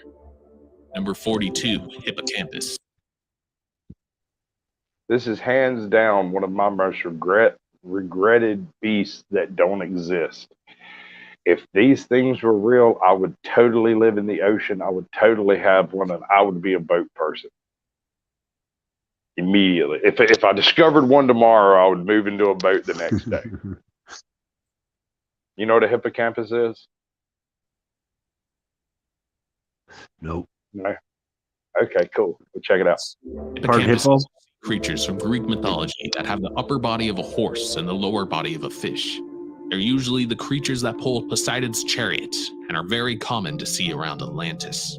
Number 43, Ichthyocentaurs. Ichthyocentaurs are the centaurs of the sea from Greek mythology, with the added addition of a fishtail replacing the horse's hindquarters. They have a variety of personalities just like humans and are well versed in underwater archery. Number 44, the Whale of Jonah. When Jonah refuses to do a task for the God of the Bible, Jonah gets thrown off a ship by a storm, only to be swallowed by a whale sent by God. For 3 days, Jonah survives within the whale, praying and apologizing to God. Eventually, God commands the whale to spit out Jonah so that he may continue his task. Number 45, the Nigeruvulu. From South America, we have the Nigeruvulu, which is a half fox, half snake creature with a long tail that has claws like fingernails on its tip. The creature lives in rivers and causes great whirlpools when people try to cross the waters. They also make the river shallow on the banks to entice people to cross. The only way to get rid of one is by the help of a shaman or a sorcerer. Number 46, the Talanisi. The Talanisi is a house-sized leech from Cherokee mythology with the ability to manipulate water. Nope. Nope. Just nope. No. Just no. Mm-mm. That's one of those chemical shed moments. When we find a house-sized leech, I need to be escorted to the nearest chemical shed with some salt. We're going to take care of that shit. We're going to get that right cleared up right now. Sprinkle a little salt around. We'll take care of that shit. Yeah, brother. I'll see you later, Harry. Don't let the man get you down, bro. Appreciate you coming by. Right. No, thanks. I'm not fucking interested in any part of that shit. No. Just hell no. House-sized leech. Water.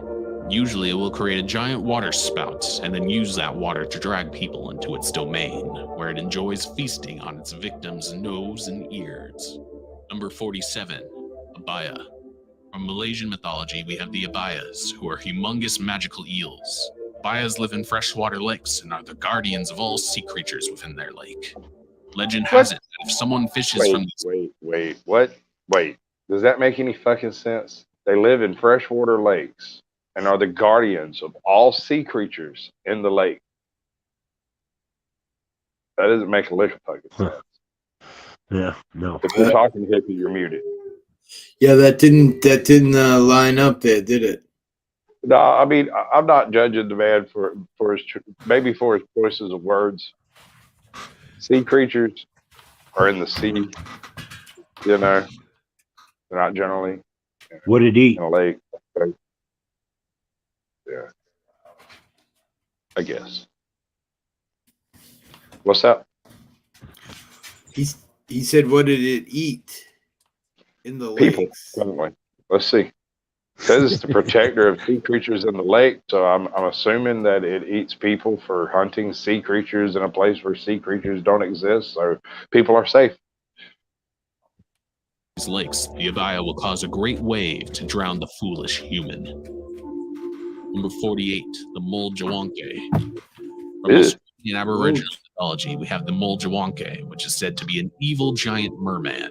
Legend says that it attacks children who play by the water at night, and is famous for attacking ships by grabbing the hull and dragging it down.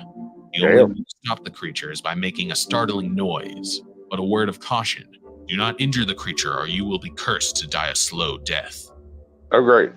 Number 49, the Vodia Noi. The Vodia Noi is a creature from Slavic mythology said to appear as an old man with the face of a frog. It's famous for causing drownings like the Rusalkas, but are calm creatures if a sacrifice is presented to it. When angered, it will destroy human structures and will drown humans and animals, making them slaves in its underwater dwellings. And finally, number 50, the Flying Dutchman. While not a sea monster, the Flying Dutchman is a ghost ship and one of the most famous legends of the sea. Legend has it that the ship is never allowed to make port, and that the crew are men who are guilty of dreadful crimes. They must serve their time on the Dutchman until they work off their crime. In popular culture, this ship has been combined with Davy Jones, the mysterious captain in the ghost ship, making a legendary combination. And there you have it, 50 of the most famous sea monsters from around the world. I hope you enjoyed, and if you... All right. Now, this is the return of the Montauk Monster. Okay, so let's get everybody up here on the whole panel thing. I wonder if I can do that. Can I do this? Okay, yeah, that'll work. All right. So, sea monsters in general. We have sea monsters in virtually every type of a mythos that exists. What do we think? Is there something in the ocean we don't know what is? Sure. Sure. Ron? I'd say so. Okay. I'd say so. Yeah. Hippie? Hippie may or may not be here. I don't know. He's probably muted again because he's such a nice guy with a squeaky chair. We're going to get together. We're going to do a song with our chairs. Yeah. That's what we're going to do. Yeah, that's our plan. We're going to get famous. Famous. And then you know what happens after that, right? What? The chair is going to end up running off trying to start its own band by itself. It's going to be down on its luck. It's going to get screwed over by agents and everybody else. The next thing you know, it's going to be hanging out with bad chairs and sitting in gutters. And then one day you find it laid out in the gutter with a needle hanging out of its wheel. And it's just, you know, at the end of its rope. It's a bad chair.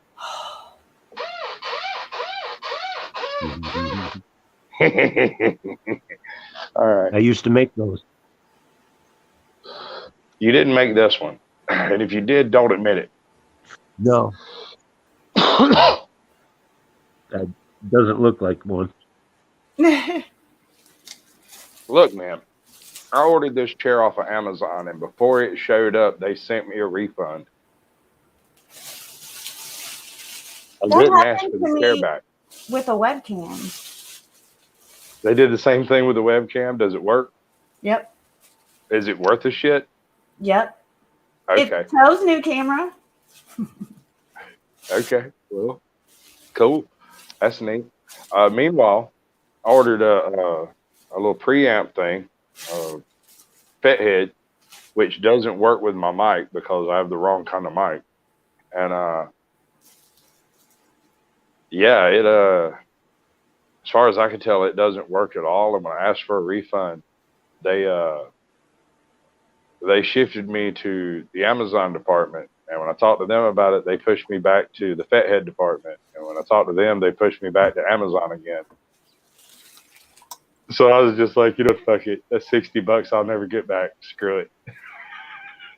Eventually I'll get a better mic and it will work probably. Mm-hmm. That's what I was thinking. I've got the phantom power. I got all the shit to make a decent sound setup, but I don't have the actual decent sound gear to set it up. So hopefully I'm fixing to be able to fix all of that. I've got a show. I'm going to do a show Saturday, and it's going to be, I've got it written down back there. But anyway, I've got it kind of picked out. I've got some videos picked out for it. But it's more like pre-human evolution stuff, like Homo heidelbergensis and a couple of other species that could be Bigfoot kind of concept. We're going to look at each one of them, take a poke at it to see. I've tried to do it before, but I keep getting sidetracked into other crap. You know how it is sometimes. Good one. I told you before, I've always been into Bigfoot, Sasquatch, Yeti. Mysterio Sam Squanch here. Oh god, that fog's up way too bad. That's rough. Okay, so this is a sea critter. I don't remember if there's music with it, but this is a random critter that washed up next to a boat, and they're filming it. I'm pretty sure it's a cow. Yeah, I don't know it for a fact, but pretty sure it's a cow. Looks like a cow. Could be a dolphin. Could be a manatee. Mm-hmm. What do you reckon?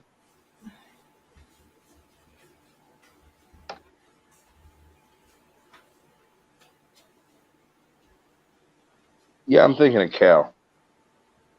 It seems to have legs.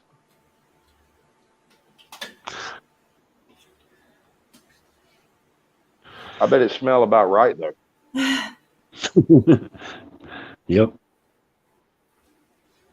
Gross. Oh, it's a seal. That's what it is. It's a freaking seal. All right. Hey, I wonder if the original Montauk monster might not be a baby seal. I don't know. I have to look at their teeth. All right, cool. That's pretty disgusting. Japan always has things floating up. Yeah, they do. That's the wrong one. I ended up getting the wrong video.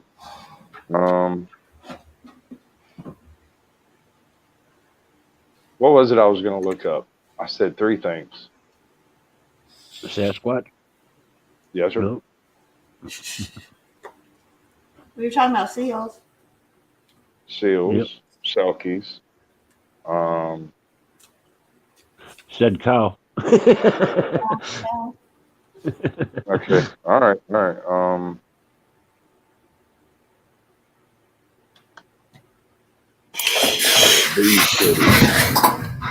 I got my essay here, and I've been working on it for about a week. So now I'm going to show you how I use Grammarly to edit. Fantastic. I'm very proud of you. Let's learn about manatees. Yay. Wow. Manatees are large, slow-moving animals that live in the rivers and marshy coastal areas of the Amazon. Sorry. Let's learn about manatees. Yay! All right, babe. I'm hip. Let's start back from the beginning. My bad. Manatees. Manatees, also known as sea cows, are large, slow-moving animals that live in the rivers and marshy coastal areas of West Africa, the Amazon, the Caribbean Sea, and the Gulf of Mexico. Manatees are aquatic mammals, which means that although they never leave the water where they live, they must come to the surface every few minutes to breathe air. Like all mammals, manatees are warm-blooded, feed their babies milk, and have hair. They may not look very hairy, but manatees have whisker-like hairs all over their bodies that help them sense movement in the water and feel different textures. Me too. Since manatees have very poor eyesight, this might help them find the right kind of food to eat. Manatees are herbivores, meaning they eat plants. They graze on underwater plants like sea grasses and algae for up to 8 hours a day, grabbing the plants and pulling them into their mouth with their prehensile upper lip. They need to eat a lot of food to fuel their huge bodies. Huge body. Manatees can be as heavy as 1,200 pounds or 550 kilograms and regularly reach lengths of 10 feet or 3 meters. That's as big as a small whale. Manatees may be big, but they are not fat. Unlike other aquatic mammals like seals and walruses, manatees do not have blubber to protect them from cold temperatures, which means that they can only survive in warm waters. Something interesting about manatees is that they grow new teeth all the time. The seagrass and aquatic plants that manatees eat are frequently covered in sand, which wears down their teeth. Once a worn tooth falls out, a new tooth moves forward to take its place, and another tooth begins growing in the back of their mouth. Manatees can swim as quickly as 20 miles or 32 kilometers per hour for short distances, but they usually drift along at 3 miles or about 5 kilometers per hour. Because they live... I'm going to be honest with you. If I saw that thing traveling at 35 miles an hour, I would shit my pants. I'd stop drinking. I'd be like, 30 miles. I know what 30 miles in the water is pretty fast. I mean, dude, that's fucking serious. Yeah, I used to steam the giant ship out to where we used to fish at 9 knots. I mean, and if you were good and you kept the boat from swaying, you managed to get 9 knots. If you weren't, you were doing 7, 6 knots. So. Oops. Hold on, let me figure this out. So they has a garden full of teeth. Yeah, right. So here's my question. How many manatee teeth have I accidentally found creeping around on that beach and didn't know it? Good question. If they're constantly replacing them, wouldn't we regularly be picking them up? They might erode in the water and stuff, maybe. Okay, but they're still teeth, right? I mean, we find shark's teeth 3,000 years later. That's true. So, I mean, what about the ones in the past 50 years or the past 10 years or the past year? All right. Question. I've got a new mission. Something eating it? I don't know. I got a new mission. The next time I go to the beach, I'm looking for a manatee tooth. Screw shark's teeth. They're everywhere. Go for the really rare teeth. Yeah. Let me see. Crank this thing back up. In warm, shallow waters and move so slowly, manatees may often have algae, barnacles, and other things grow and build up on their thick, wrinkled skin, and they can't get it off. Fortunately, there's someone willing to help the manatees out. Cleaner fish. Yum, yum, yum, yum, yum, yum. Cleaner fish will approach manatees and nibble away algae, parasites, and dead skin that covers their back, leaving the manatee. Hey, any of y'all do any stupid voices? And I'm not talking about this silliness either. We're talking. No. Wait, I couldn't use that. No voices, nowhere. Okay, all right. I got a couple of voices, but I want to do some like animal voiceovers.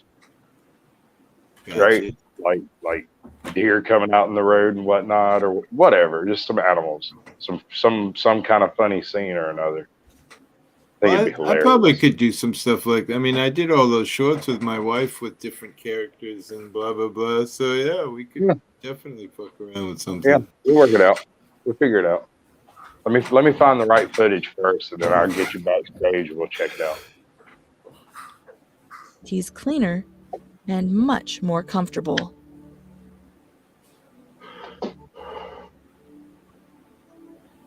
People think that a long time ago, sailors might have mistaken manatees for mermaids, and if you look at their skeletons, you can understand why.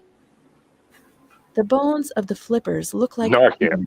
with hands and fingers, but anyone who got a good look at a manatee's face would know the difference right away. Yep. When the explorer Christopher Columbus visited the New World in 1493, he reported seeing mermaids in the warm coastal waters, although according to him, these mermaids were not half as beautiful as they are painted. Today, people and manatees have a very different relationship. Manatees have no natural predators and may live up to 60 years in the wild. But all species of manatees are vulnerable to extinction due to habitat loss and collisions with boats, which kills many manatees a year. Because people are assholes. Protect manatees by making it illegal to kill them, preserving their habitats, and creating safe zones where boats may not travel or must go slowly. Because of these efforts, some manatee populations are beginning to recover.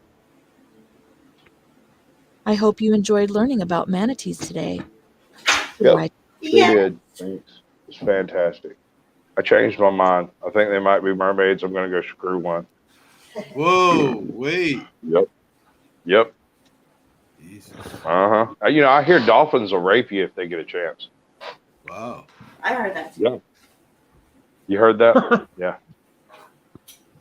Interesting. It's part of the reason That's why why I don't people live in pay Florida. so much money in Florida to swim with the dolphins. I knew it.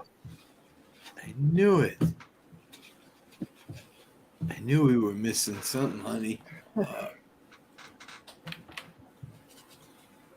Montauk. Ew, wait, what? What the hell?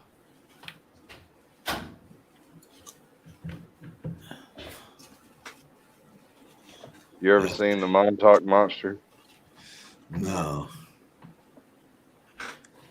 No. Heard of it. All right, check this shit out. All right. Yeah.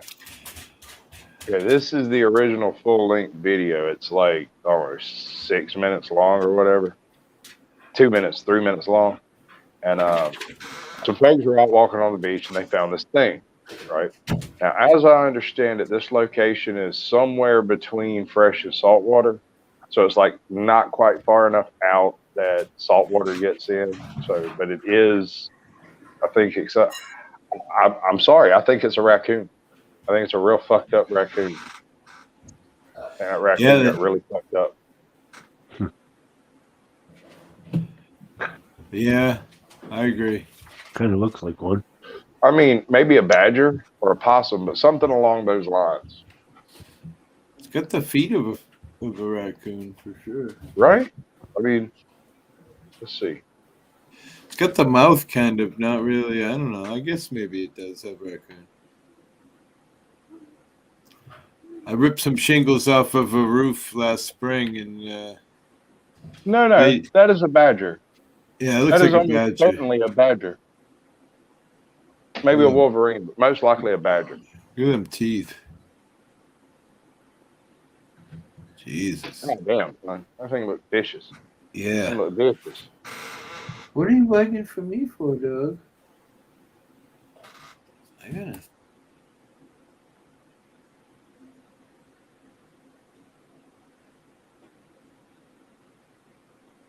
Get it back in the right spot.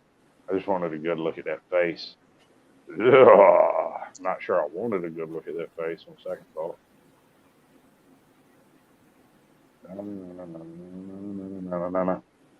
Montauk Monster. Bam. So yeah, I think it's a badger. I think that's pretty well badger type material.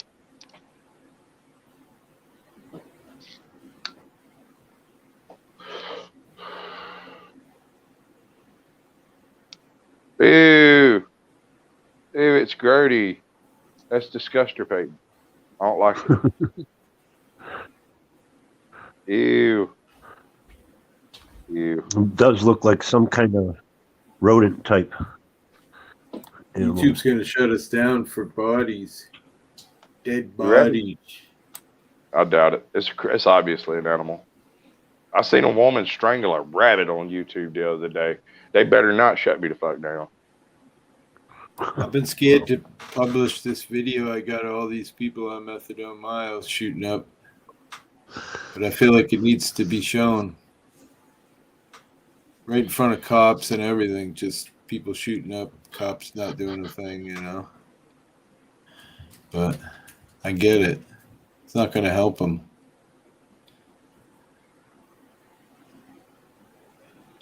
The lobster washed up in the viral press. Unidentified Trey the Explainer. Lobster.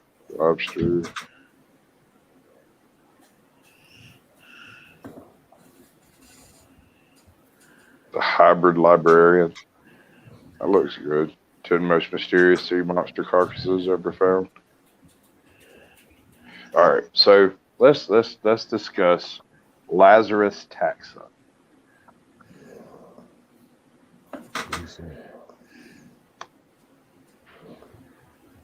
Lazarus taxa. Oh shit! That one up. Anyway, Lazarus taxa are these animals that have been found in the fossil record, were thought to be extinct for thousands, sometimes millions of years, and then one day one washes up in a beach or some. So yeah, the coelacanth's a perfect example. That's what's on screen there, I think. Pretty sure. But they're not the only case of this. Oh Lord. Apparently, I am also in the I forgot. Movies. Yes. Yeah, I forgot the clickbait I put up there. Is it the Korean? I don't know. It was just a funny picture to me. It says the agenda: Hollywood, social media, MSM, and Disney. They're all in perfect stock line. I'm such an asshole. You know they're going to deuce me off this platform eventually. Eventually. This was the one. It's because I'm an asshole for the most part. I mean, but y'all knew that, right? Now that you told me, thanks. I was thought. You hadn't guessed before now? Well, I had, you know, some sneaking suspicion at least, right? Yeah. But, all right. You know. All right, so Lazarus taxa sometimes pop up in various situations. Typically, it's something innocuous, like some spider that hasn't been identified since 1920 or whatever. All that stuff. So, scary movies. I'm so confused. You know, Freaky. BTV ain't doing me no good either. Oh my God. Y'all are just tearing each other up.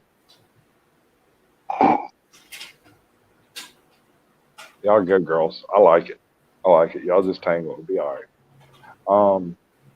But basically, they're typically completely innocuous taxa that were discovered years ago, and no other specimen has been acquired. Like last year, they found 3 new species of frogs and rediscovered 2 species of frogs they thought were extinct. Same thing with like a handful of ants. They rediscovered a handful of ants that they had previously been convinced were completely extinct. And it turns out that not only are they not completely extinct, but they actually have a fairly healthy population in this part of the world. I'm starting to hate what I've done. I've ruined everything, and I don't like it. Get back in place. Get where you're supposed to be. It's supposed to lock into place when you get it close. It's just not freaking doing it. Screw it. To be long dead is something that seems like it would only happen in books or films. However, this is actually a very real phenomenon. Organisms that have had a long gap in their fossil record and are therefore presumed to be extinct, but then turn out to still be alive, are given the name Lazarus taxa. The title comes from the story of Lazarus of Bethany in the Bible, who Jesus brought back to life after he had been dead for 4 days. So, what kind of creatures do we know of that are Lazarus taxa? Here are 3 animals that came back from the dead. The first animal on this list to have come back from the dead is a small canid from South America. The story of the discovery and later rediscovery of the bush dog is a fairly amusing one. First of all, what exactly is a bush dog? As I mentioned, they are canids, part of the same group of animals as dogs and wolves. However, it has been said that they look more like mustelids, which is the group that includes weasels and badgers. Bush dogs have an extensive range that stretches from Panama to South Brazil, inhabiting countries such as Paraguay, Peru, and Ecuador, among others, although they are throughout their habitats, making them a near-threatened species. Although they live in forested environments, these unique creatures are also exceptional swimmers, being semi-aquatic and possessing webbed feet suggestive of their diving habits. Bush dogs are not particularly large, reaching between 57 and 75 centimeters in length, and about 30 centimeters in height. They have quite short legs, as well as short ears and snout, and a bushy tail. They usually hunt together in small packs, taking down animals such as agoutis, capybaras, and rheas. Although capybaras and rheas are far bigger than bush dogs, they are able to dispatch them by cooperating with each other as a group. There has even been a case of a pack of about 6 bush dogs taking down a large tapir, which goes to show their effectiveness as predators. All right, that's it. I'm going to find out if I can have a bush dog for a freaking pet. That would scare the shit out of somebody if you were walking through town with that thing, man. No, that's not a bush dog. But this is a bush dog. That's a tapir. This is a bush dog. Oh, they just maybe think that's what the Montauk monster is. Maybe they just think that's an overweight dog. Can we see the face? What is it slid up too high, or what's going on? Yeah, I got my shit out of place a little bit, and I haven't managed to get it fixed. Does kind of look like a dog.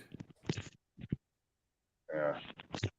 Yeah. A little overweight, but what's up, dog? Short, stubby ass leg.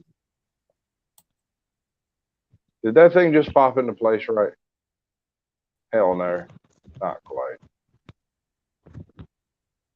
I'm That's so good, anal. though. I mean, at least you can see the face now. Before I was. It's just agitating as fuck to me. I don't know why. Yeah, it's like Tourette's. I've got a Sasquatch basement. Snout. Or private. What's that? Somebody's in the basement, I guess. Private chat. All right, brother. Yeah, go ahead. Now go. You're Get me out of the basement, Sasquatch. Sasquatch.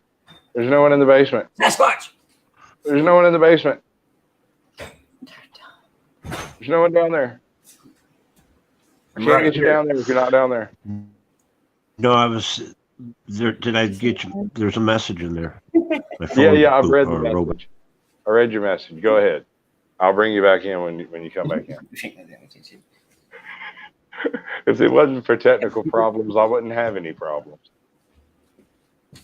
Right? I'd like to have one of those. I think I could teach him to sit, lay down, roll over, and shake and play dead.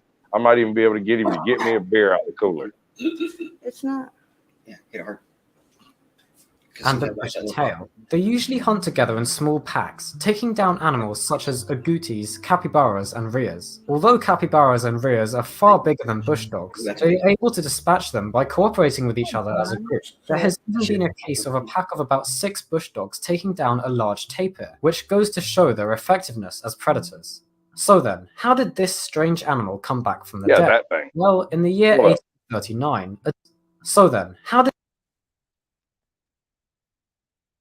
I think it's cute as it can be. I want 2 of them. She should lay down, roll over, play dead. I'll rub him and love him and pet him pretty furs. I'm so cute. It'd be the bestest dogo ever. Right? Yeah. If that thing likes food, I'll fix his fucking red wagon, let me tell you. Fetch. Go get him, boy. Good dog. How did this strange animal come back from the dead? Well, in the year 1839, a Danish naturalist called Peter Wilhelm Lund described the fossilized remains of a bush dog, naming the creature Spiothos, meaning cave wolf. The reason for this name was due to where the first fossils were found, even though the actual animal does not inhabit caves. And so, for many years, it was thought that this creature was an extinct species that died out long ago. However, in 1843, the same guy, Peter Wilhelm Lund, described the living form of the animal, but he didn't realize that this was the very same animal he had named the fossils of just 4 years earlier. Calling the living form Ichthyon, this name was used for the bush dog until sometime in the 20th century, when it was realized that the fossils and the living animal were the same thing. Peter Wilhelm Lund died in 1880, and so he never found out that the two species he had named were the same animal. This makes the bush dog a Lazarus taxon. Speothos was long thought to be a dead species, but as it turns out, it's still alive, effectively meaning that the creature came back from the dead. At least, taxonomically it did. Let's take a look inside the Beard Club's advanced kit. All right. So we've decided we definitely want a bush dog. You're muted, Hippie. I said, I ruined it, Hippie. I muted you, AJ. You're good. I know. Ain't it amazing? It's so hard to be humble when you're perfect in every way. So we're all getting bush dogs, right? And we're going to meet up at the yearly bush dog meetings, and we're going to name our bush dogs. Sure. All right. Super duper. Who is the person in the background waving, by the way? Truth be told. Okay. Gotcha. Oh. I don't think Caucasians saw it. I know, we know. I missed it. He's catching a rat for me. Yes, I said rat. Real man. Hunt rat. My pet rat got out. Oh, that's totally different. You can't use that type of trap then. No. Just wait a minute. Snake will get his ass.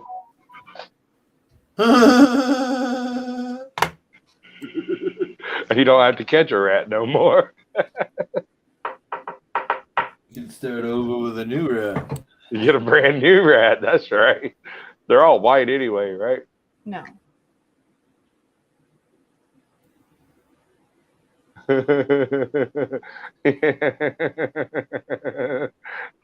I'm sure that's been tried at once in history.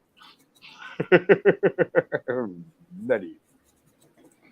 Oh, it's still muted.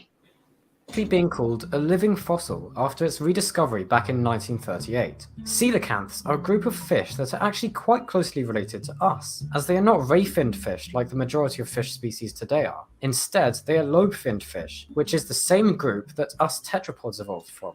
Coelacanths are actually quite large animals, being capable of reaching lengths of up to 2 meters. These fish possess a type of scale known as cosmoid scales. These structures are very thick and tough, acting as armor to protect the animals from damage. Coelacanths also have a lot of fins on their bodies, enabling them to be fairly maneuverable when moving through their watery habitats, as they can point themselves in any direction with ease. Coelacanths first evolved about 400 million years ago, and were thought to have survived until near the end of the Cretaceous period, going extinct at about the same time that the non-avian dinosaurs died out. This is still an impressive amount of time for a group to survive for, but it was therefore believed that these fish had been extinct for millions of years, since they just disappeared from the fossil record after the end of the Cretaceous. So you can imagine the excitement in the scientific community when a living coelacanth was caught by a fisherman in 1938. This was completely unexpected. An animal that had supposedly been dead for 66 million years was suddenly swimming about off the coast of South Africa. In the years since its initial rediscovery, coelacanths have been found all around the West Indian Ocean, off the coast of Tanzania, Kenya, Madagascar, and in the Comoros. And in 1998, it was announced that a second species of coelacanth had been discovered in Indonesia, revealing that coelacanths are actually fairly widespread. The coelacanth has often been called a living fossil, a term that describes an animal alive today that has hardly changed over millions of years, since it was already well adapted for what it did back then. However, this term is a very misleading one, especially in the case of the coelacanth.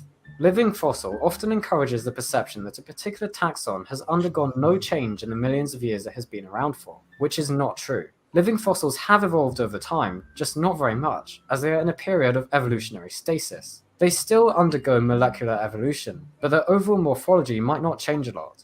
Prehistoric coelacanths actually do look very different to the modern taxa, but they have remained similar enough to be recognizable over time, and so they can still be classified as a living fossil. So there's another animal that came back from the dead.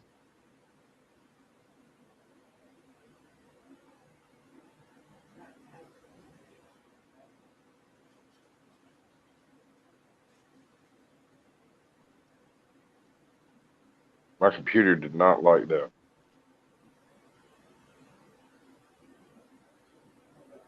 Oh, that was bad. Oh, wait. I know what it is. We know you're hovering over that button, but we Yeah, need your help. there it goes. All right. Nope. We were there. There. Function. Animal alive today that has hardly changed over millions of years, since it was already well adapted for what it is not true. Living fossils have evolved over time, just not very much. All right. So what they're getting at with that, what he's getting at with that particular line, is when we say that the coelacanth is a living fossil, it's not meant that the same coelacanth that's swimming around out there today is the same coelacanth we find in the rocks. They're different on a molecular level. Their genetics have changed. They have evolved beyond that, but they're still technically lobe fish. And we thought all the lobe fish were gone, but they're still here. Living fossil. Lazarus, Taxa. A rebirth, reborn taxa brought back from the dead by a living specimen, as it were. Huh. Interesting. Right, I love the term Lazarus taxa. It just says so much about the guy who named it, I think. As they are in a period of evolutionary stasis. They still undergo molecular evolution, but their overall morphology might not change a lot. Prehistoric coelacanths actually do look very different than modern taxa, but they have remained similar enough to be recognizable over time, and so they can still be classified as a living fossil. So there's another animal that came back from the dead, surprising scientists all over the world with its long absence from the fossil record. But after all that time away, it turns out that coelacanths have always been here with us.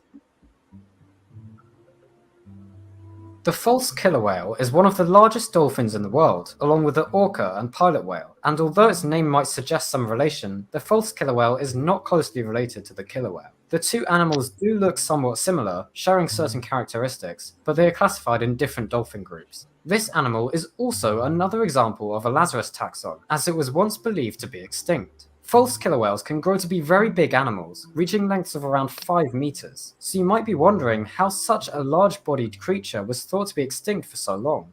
Well, as we saw with the coelacanths, the ocean is good at keeping secrets. The false killer whale first came to our knowledge through its fossilized remains. Bones from the creature were discovered in 1843 in Lincolnshire, England, and were described in 1846 by the famous naturalist Sir Richard Owen in his book A History of British Fossil Mammals and Birds. Owen immediately noticed the resemblance to killer whales, as well as the long-finned pilot whale, naming this newly discovered animal Phocina crassidens. At this time in history, both the killer whale and long-finned pilot whale were also classified under the genus Phocina.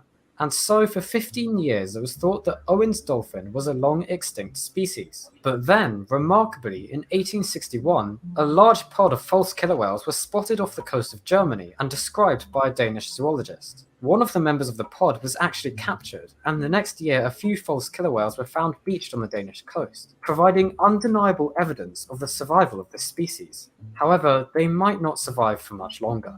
Although there is not enough data to determine their conservation status as a species, individual populations, such as the Hawaiian population, are sadly endangered. Studies over the last 20 years have illustrated a decline in the number of sightings of this animal, as well as the size of the pods that are sighted. This decline has most likely been caused by the reduction of their prey, the pollution of their habitats from plastics and chemicals, as well as these animals being caught as bycatch, which causes them to become entangled in fishing nets and drown.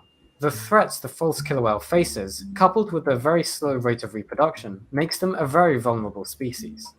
Despite their name, false killer whales are actually very friendly towards humans in the wild, with reports of these animals offering their fish to people.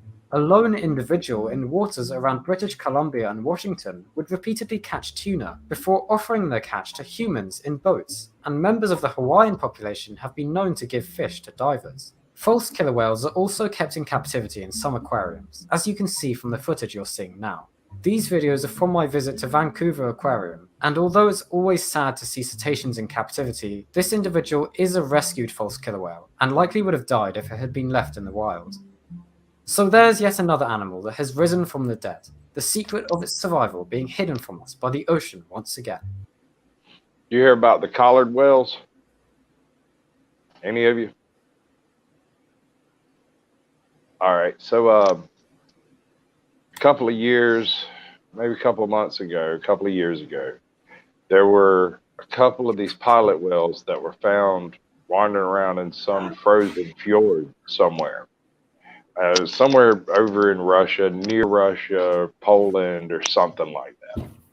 And after discovering the whale with a harness on it, the people in the boat got the tail, and the whale went and got it, brought it back to them. No, they can't fly, but they do seem to swim pretty damn well.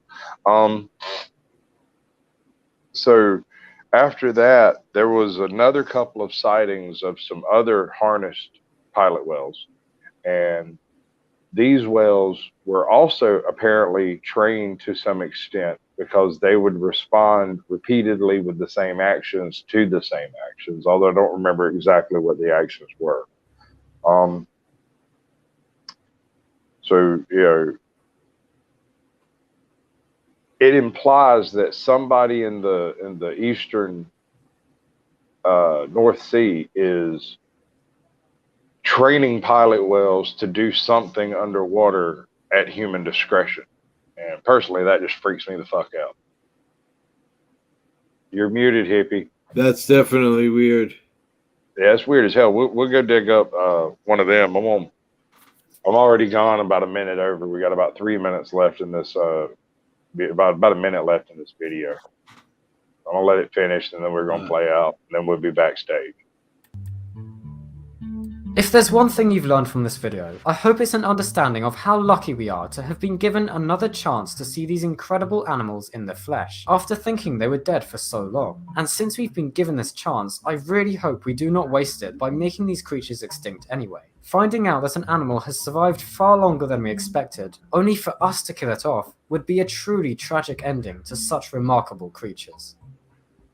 Thank you for watching this video. I really hope you enjoyed it and learned something new. If you Alrighty then.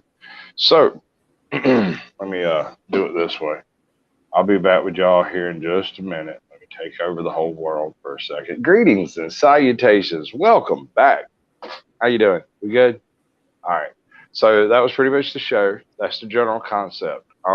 Tuesday, I don't know if it's going to be on this channel or if it's going to be on Wolfman's channel, but we're going to do some ancient movie of some description, and we're going to sit down and watch it and do the full, you know, however it turns out. We're not sure. We haven't picked the movie yet. We're still discussing it, but he's wanting to set it up on his channel. I offered to produce it, and I figure the worst that happens is I'll share a link to it. We may attempt some kind of a double stream, a restream type thing. I don't know. I'm not sure how well that would work. I think I might be able to screen capture it somehow and restream it like that, but I'm not sure as to the rules of terms of service on that. But hell, we might be. We might be at that. We're in 43% prehistoric humans, ghost ships. Wow. We need one more vote. And at this point, Mr. Self-Destruction is going to vote for something completely different that doesn't change the results of the poll. Any second now. But if we do something completely different, I'll include the pilot whales in that. But no, you can't vote 6 times. But I'm going to leave that up there while this plays out. If somebody random walks in, maybe they'll break the tie. Otherwise, we're going to have to do prehistoric human ghost ships. I don't think there's very many videos about that. I really don't. I really doubt what the hell? I just clicked on it and I picked prehistoric and it went to 50, but then all of a sudden it went back to 43 with 43. Somebody's saying, okay, we're going prehistoric humans. That's screwed the piece Fuck off. this shit, I'm out. Fuck this shit, I'm out. No thanks. Don't mind me. I'ma just grab my stuff and leave. Excuse me, please. Fuck this shit, I'm out. Nope. Fuck this shit, I'm out. Alright then. I don't know what the fuck just happened, but I don't really care. I'ma get the fuck up out of here. Fuck this shit, I'm out. Woo!